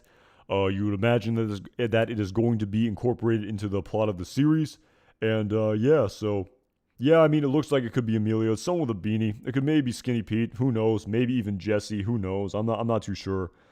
This is probably when obviously after she wasn't a lawyer anymore. Could be a random spectator at Soft Batch. You're absolutely right. At Almeida's army. But Anton, if Bob Oden's heart attack took place in 12 days after this was posted, when they were filming 608, we're quite past. So maybe, yeah, at the same time, didn't Tony Dalton say they were like filming around? So wait a minute. At Almeida's army, I mean, couldn't have this taken place for 610? So I'm a little bit confused with that. So if this took place for 611, 12, or 13, wouldn't that have been after Bob Oden? Oh, I guess, yeah, this was filmed much earlier, I suppose. Yeah, you're right. So that is a good point at Almeida's army. I guess I didn't look at the date when this was filmed. Yeah, that's what you're sort of alluding to at Almeida's army. Again, I actually never even considered that the date that the footage was posted. So yeah, it could be a deleted scene from an earlier episode at Mike 87 Kush. It absolutely could be. So, but you wonder. That is a good. I should probably check what the date on this film was. Hold on, that's actually a great point. At Almeida's army, that's a really great point. Hold on, I have to let me try to check this out for a second.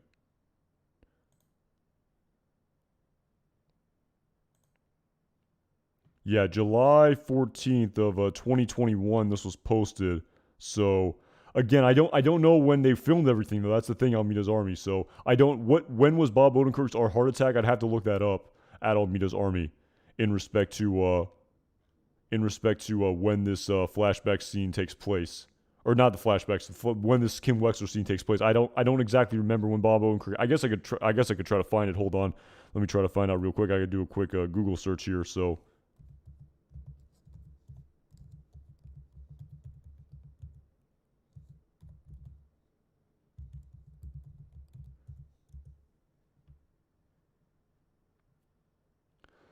yeah, so that was July 28th. So yeah, you're right. It's July 27th, 28th. Yeah, so that is that's interesting there for sure. You wonder. I mean, I don't know. You wouldn't I don't know if they filmed. I guess they could have theoretically filmed them out of order maybe. I'm not too sure. Or because at the same time, they filmed the despite the fact that one shot with of Howard Hamlin's car at at the beach. That was in episode 608, but that was the very last scene filmed at Almeida's army. So I guess technically this could have been filmed later. Wait, I'm kind of confused here on the timeline. So this happened before Bob Odenkirk's heart attack. So yeah, it's interesting. You wonder. Yeah, I guess maybe it was filmed out of sequence. So yeah, I guess it would have to have been filmed out of sequence. But again, I know that one shot that they said was filmed just outside of Malibu, California. I'll pull up my screen here again. But the shot of Howard Hamlin's car at the beach was filmed in California, and that was apparently, according to Vince Gilligan, I believe, on the podcast for 608. That was the very last shot of that they ever filmed in Better Call Saul. So I guess it would have to have been filmed out of sequence. So again, I don't know the filming schedule. I guess that's the question there for sure. So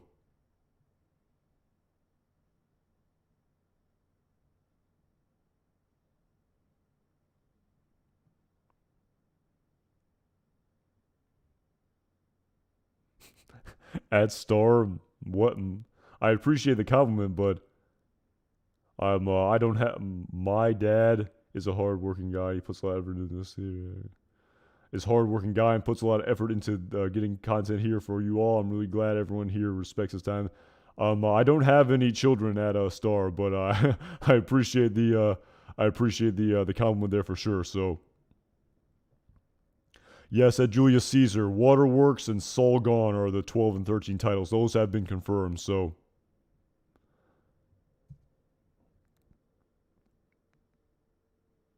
yeah, at Kathy, at Kathy, Cranston said they filmed parts totally out of order. I would think so. That's a great point you raised at Almeida's army in respect to the filming. It's something I actually hadn't even considered. I probably should have. That was a great sort of point you raised there at Almeida's army. But yeah, so I guess it would have had to have been filmed out of order, and I think they said that it was, or at least Kathy is saying that they did. I think even Tony Dalton said that they were filming things that they were filming what they could even after Bob Odenkirk had his heart attack. So yeah, that's a great point though. So At T, Pat Healy can't keep getting away with it. Yeah, like I said, I am so skeptical here, but we'll see. I mean, it kind of reminds me a little bit of that. What's the parable of that they teach you in like I don't even know if it's like you learn it in like when you're like in middle school or whatever, but like the sort of parable of like the emperor has no clothes, where they're saying, oh yeah, the Pat Healy recast, it's great, it's wonderful, you know, it doesn't ruin the continuity at all, and I'm just like, really? Like actually, like I don't see it. Like the emperor has no clothes. I mean, at least that's the way I kind of view it right now. I hope I'm proven wrong. I really do at T. I hope I'm just, you know, I'm very skeptical at how this is going to end, especially with Jeff, the cab driver, having such a big role seemingly in these final 3 episodes. And I just feel like I said, talked about a little bit earlier, man, is this going to hurt if he has a huge role in these final 3 episodes, and it could have been Don Harvey. But yeah, I mean, we'll see. We will see for sure. So yeah, it's D-Bob JD. I don't think there's an official promo photo. I know someone posted the photo from Negro y Azul that was released when they said they were coming back in 611, or not in 611, for this season, when Twitter basically announced it, when Vince Gilligan totally gave it away, when Peter Gould definitely didn't want to. But yeah, the only promo photo, the only official 3 photos we got were this photo here of Gene looking perplexed, this other photo here of Gene looking perplexed, and this photo here of Jeff the cab driver looking perplexed. So yeah, there hasn't been any official photos of Walt and Jesse. Vince Gilligan did say in the bronze statue unveiling that they were coming back, and yeah, that's what we hear. So Thomas Schnauz isn't a complete troll. Maybe he is in some respects. Maybe it's not how you think at all in respect to how they're going to appear. But we'll see. So, yeah, at ICU, Kim is Jimmy's attorney at the end. I go back to what the episode Quite a Ride, when Saul says to Francesca, and when the police come talk to you, and they will, what do you tell them? Tell them talk to my lawyer. And he gives him the business card and says, tell him Jimmy sent him. Tell him Jimmy sent you. Again, I just really don't know who it could be outside of Kim. Maybe these final 3 episodes will explain to us why. Yeah, I mean, at Soft Batch, well, I mean, aren't they divorced? I mean, I guess they're not. They're, again, it's very confused. I mean, they're not together, but are they officially divorced? I think even Courtney Reviews brought up the fact that maybe they would stay together so they wouldn't have to testify against one another. But yeah, they were married. I don't know about the laws about having to represent a spouse and all of that. So yeah, I mean, I don't know who that lawyer is. I mean, Kim makes the most sense to me, but I don't know. So at Richie MC, yes, I did see that. I did see that, Richie MC. That was pretty well done, to be honest. When they cut the scenes from season 5 of A Better Call Saul in I believe, wasn't that Wex? Was that Wex? No. That was the episode before. I think that was what episode was that? That was the one before, I think, Wexler v. Goodman. It was it, what episode? I guess I could go back here. Was 50, Magic Man 50% off? The guy for this. Was that Dedicado on Max? No, that was, what episode was that when he wanted him to? That burned down Los Pollos. That was afterwards. That was when he was in jail. That was in Wexler v. Goodman, wasn't it? Or was that in JMM? I'm really confused what episode that was, but it was the episode where he combined the episode where Nacho burned down Los Pollos for Lalo Salamanca in jail. So yeah, that was JMM. Yeah, that was Was that JMM? Yeah, it was. I think it was. So yeah, it was because he got arrested in Wexler v. Goodman, and he was in jail and called Lalo to burn down the Los Pollos, and he had to do it in order to maintain him in the good graces. And again, it was kind of interesting, and to play the long game, Gus had to burn down his restaurant. But yes, I forgot who asked that, but at Richie MC, yes, I did see that. That's well done. That's pretty damn funny if you want to go watch that. So.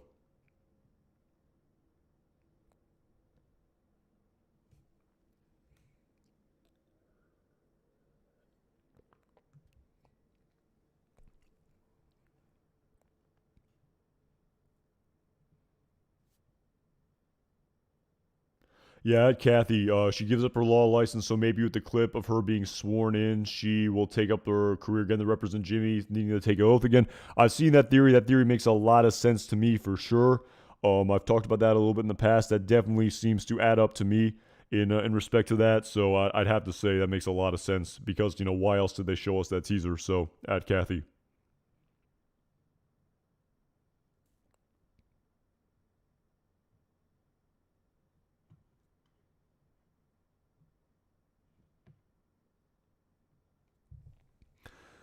Yeah, music time. Let's go, QB and Huel. I hope so. I hope so for sure. So, but again, well, we've already seen Huel, but I'm again, I'm not holding out.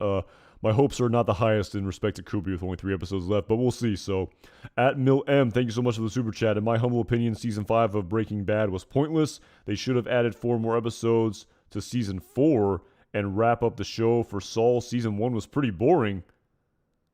Wait a minute, you thought season 5 of Breaking Bad was pointless? I would not say that. Season 5 was unbelievable. You thought season 5 of Breaking Bad was pointless? I have to disagree with that wholeheartedly. There were some unbelievable episodes there. I could go on and on. They should have added 4 more episodes to season 4 and wrap up the show. For Saul, season 1 was pretty. That is quite the hot take there for sure.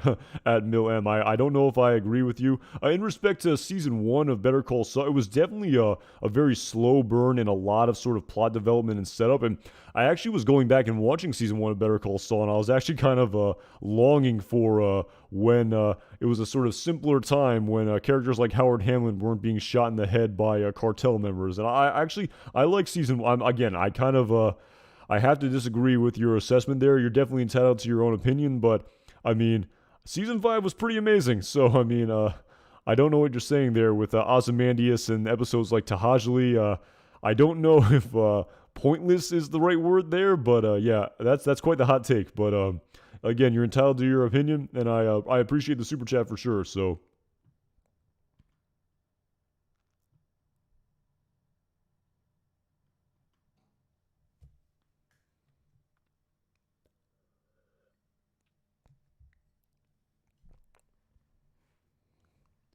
I would imagine so at Kathy that we're going to see the diamonds. I would imagine so. It's kind of the Chekhov's gun. You would hope so. We would see the diamonds because why else would they have put them there? So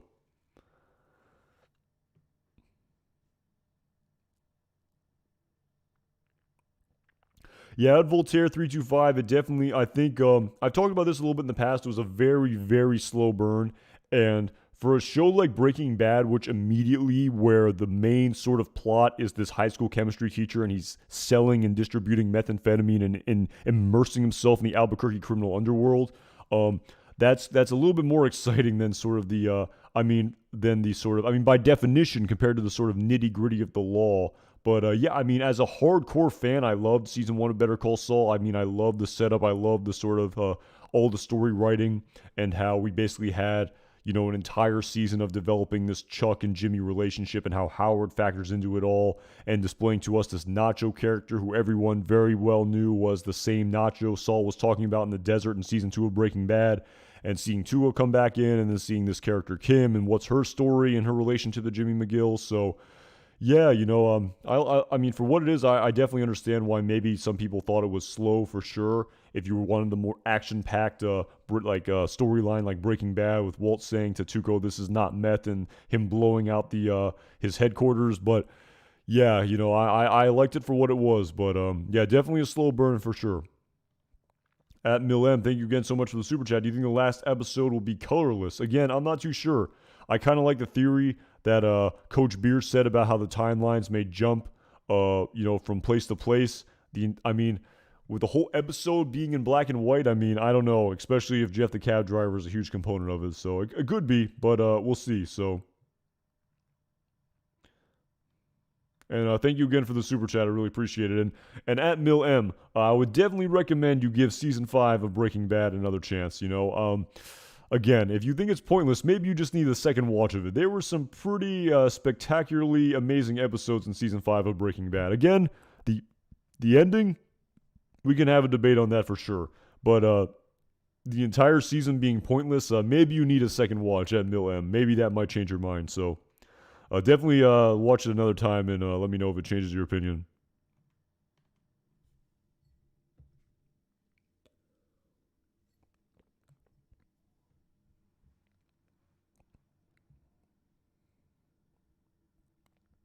Yeah, Julius Caesar. There were some hilarious moments in season one of Better Call Saul. There really were. I mean, even that, the Chicago sunroof story that Jimmy is telling in the bingo hall, that phone call he has with Richard Swigert in the dumpster, absolutely hilarious at Julius Caesar. So many comedic elements. And like I said, I was kind of watching it and I was like, man, I sort of missed this lighthearted Better Call Saul a little bit. I long for the lighthearted days compared to the super, super dark nature of season 6 of Better Call Saul. So, at Julius Caesar.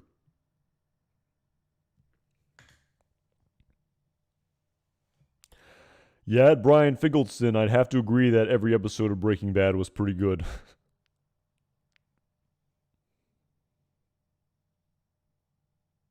Yeah, it's Sean Landon Clark. I've heard that they were sort of ruminations about it being a half-hour sitcom of Saul being basically wearing the suits he always wore and getting clients out of trouble, and it's sort of being a comedy. So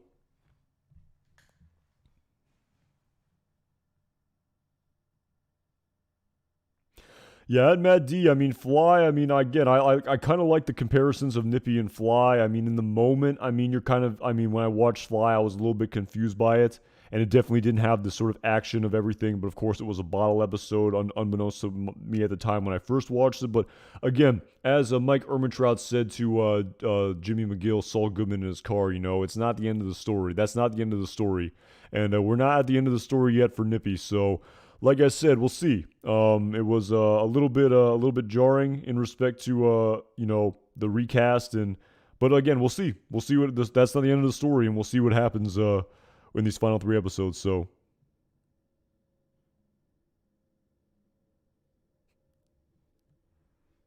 Matt Duncan, that's funny. I appreciate it, man.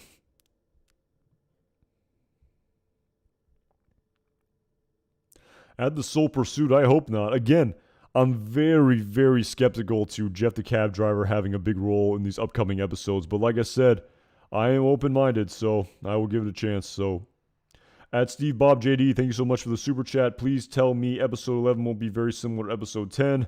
Please, you have to promise that. LOL, JK. Yeah, again, we'll see. We'll see. Like I said, I feel like I've made my opinions very clear on it. Like I said, skeptical but open-minded is probably the best way to put it. And like I said, they really tripled down on the Jeff story arc. I wouldn't have done it this way, but again, I'm just some guy on the internet who rambles into a camera. I'm not a genius writer who created this universe, but the fact that we have this different actor and we have to have the recast at Steve Bob JD, and we're going to really make Jeff a crucial component of the storyline when we could have just, maybe tried to ignore it or made it very minimal, akin to Lydia Redark Quayle. I really like that comparison that someone made in the comment to the video I made in respect to the recast of Jeff.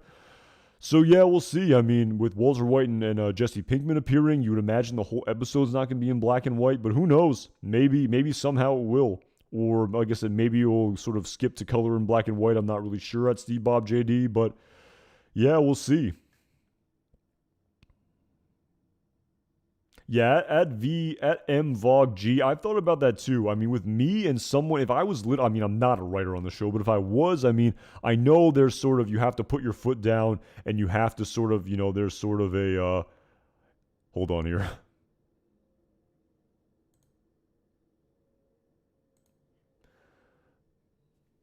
There's you have to, the filming schedule being what it is, but it is what it is, maybe in theory, if it's truly a piece of art, you could have delayed it as long as you needed to in order to make it the best quality. But at the end of the day, like, these companies have to make money. It's a product. They're for-profit companies. They have to turn a profit on what they're making, and they just sort of played the hand they were dealt in respect to this recast.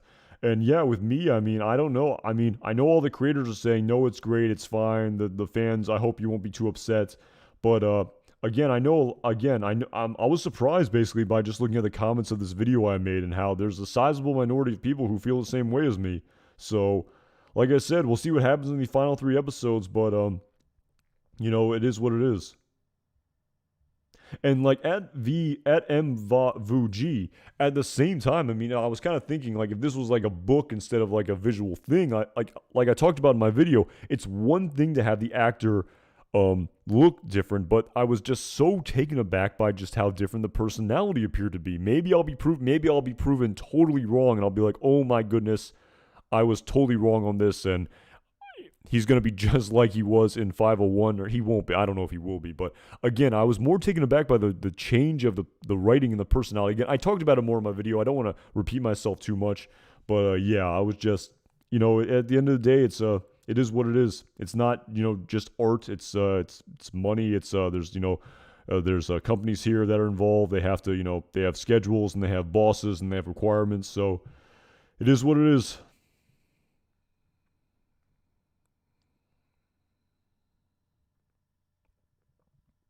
Yeah, at Voltaire 325, it seems to be the case. Definitely seems to be the case. So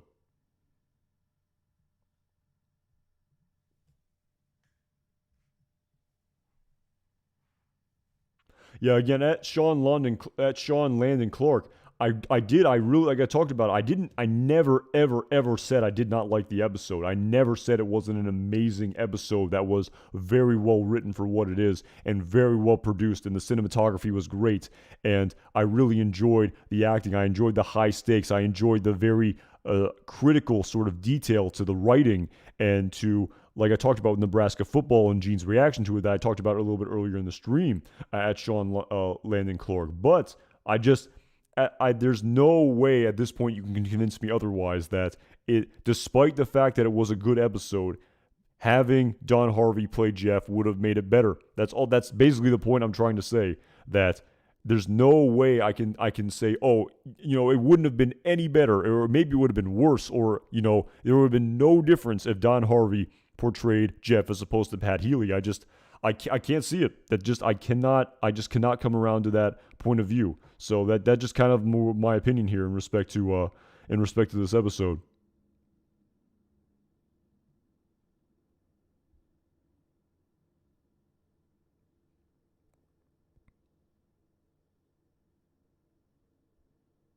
Yeah, at Voltaire 325, I thought there would be some color. I thought there would be maybe the shirt or something. The shirt and tie would maybe be in color. And, like they said, the only color I think we've had in the Gene universe is the reflection back onto his glasses when he was watching the Saul Goodman commercials. But I thought there would be some color akin to the sort of red jacket. But who knows? Maybe there still will be. There's still 3 episodes left. They're probably going to be in this timeline for sure with a black and white. So maybe there will be some color. So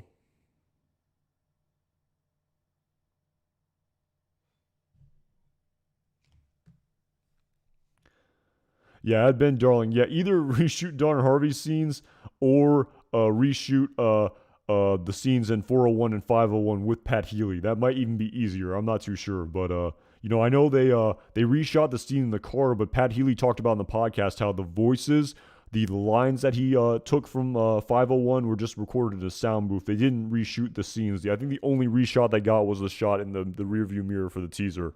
So yeah, I mean, if they redid that, I think I would appreciate it for sure. So at T, I like that for sure. Pat Healy is the grade school T-ball. Don Harvey is the New York Yankees. Great quote, or paraphrase quote there from season 5 of Breaking Bad, episode Say My Name. Walter White talking to Declan there. Great pull there for sure. So I like that theory, Nicholas Pardo. I like that theory about, the color coming back when Kim is there, because that was the sort of color that was in Saul's life. I like that theory, Nicholas Pardo. I really do.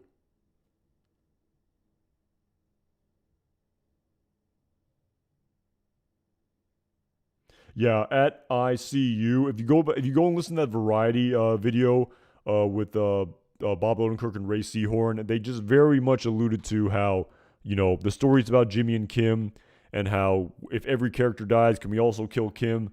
They kind of gave a lot away there. I mean, they were being subtle, but not that subtle. And so yeah, I definitely think the reunion's happening. I don't think Kim is dying. I don't even know if Gene will die, but again, who knows? Impossible to predict. Absolutely impossible. So before a Nippy happened, I mean, I could maybe have tried to predict a story arc with Jeff the cab driver based on me watching 401 and 405 and 501, but I would have been completely wrong because I just didn't see the sort of complete shift of the personality of his character coming. So who knows what will happen in these final 3 episodes. At Cloud, I talked about that a little bit earlier. Again, I have absolutely no idea. And again, I mean, I talked about it a little bit earlier in the stream, and truly, when the Breaking Bad timeline it currently is, when Saul walks in his office, which is a little bit up for debate, definitely factors in as well. But I've talked about it a little bit earlier, so.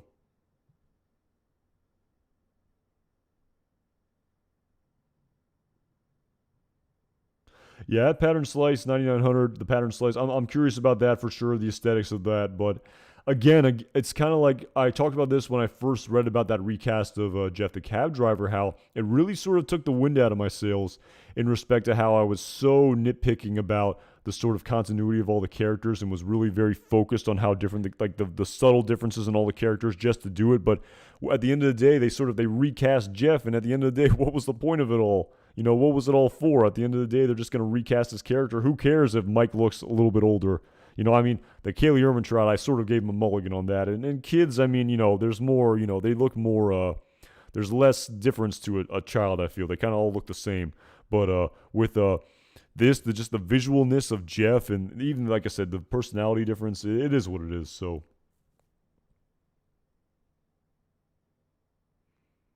But yeah, in respect to Walt and Jesse looking a little bit older, I mean, it is what it is. I'm not like I said, after the Jeff recast, I really probably I really couldn't care too much about that. Like I don't think I can get up about that at all.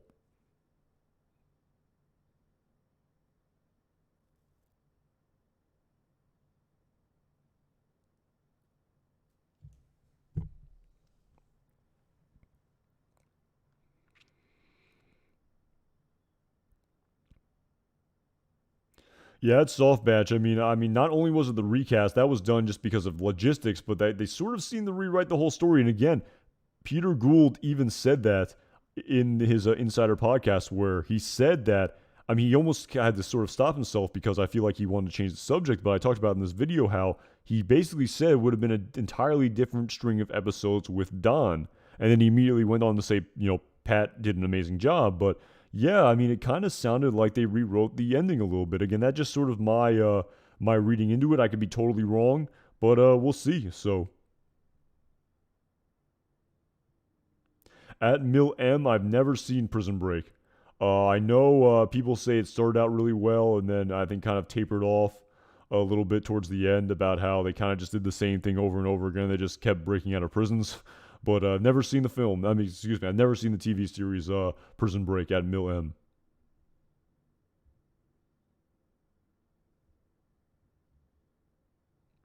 That's the best theory I think I've heard there, Just Dan. What if Gene and Saul are the same person? That would be quite the twist there for sure, Just Dan. I would not see that coming whatsoever. So,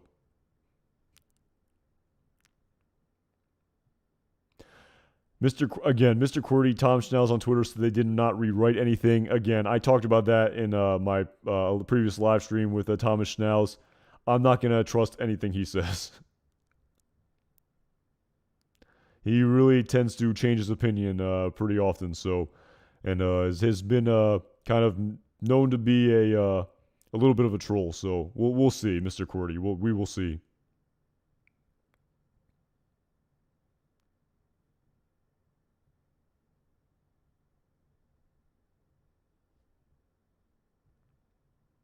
Yeah, at Sean Landon Clark, I talked about that a little bit earlier, where they just sort of picked another person to audition for Jeff, and I thought they would have maybe tried to pick an actor who maybe looked and resembled a little bit more of Don Harvey, but they just went with a completely different actor who just auditioned for this role. So I was a little bit surprised about that, to tell you the truth, but it is what it is, and at the end of the day, I'm just really looking forward to tomorrow. So.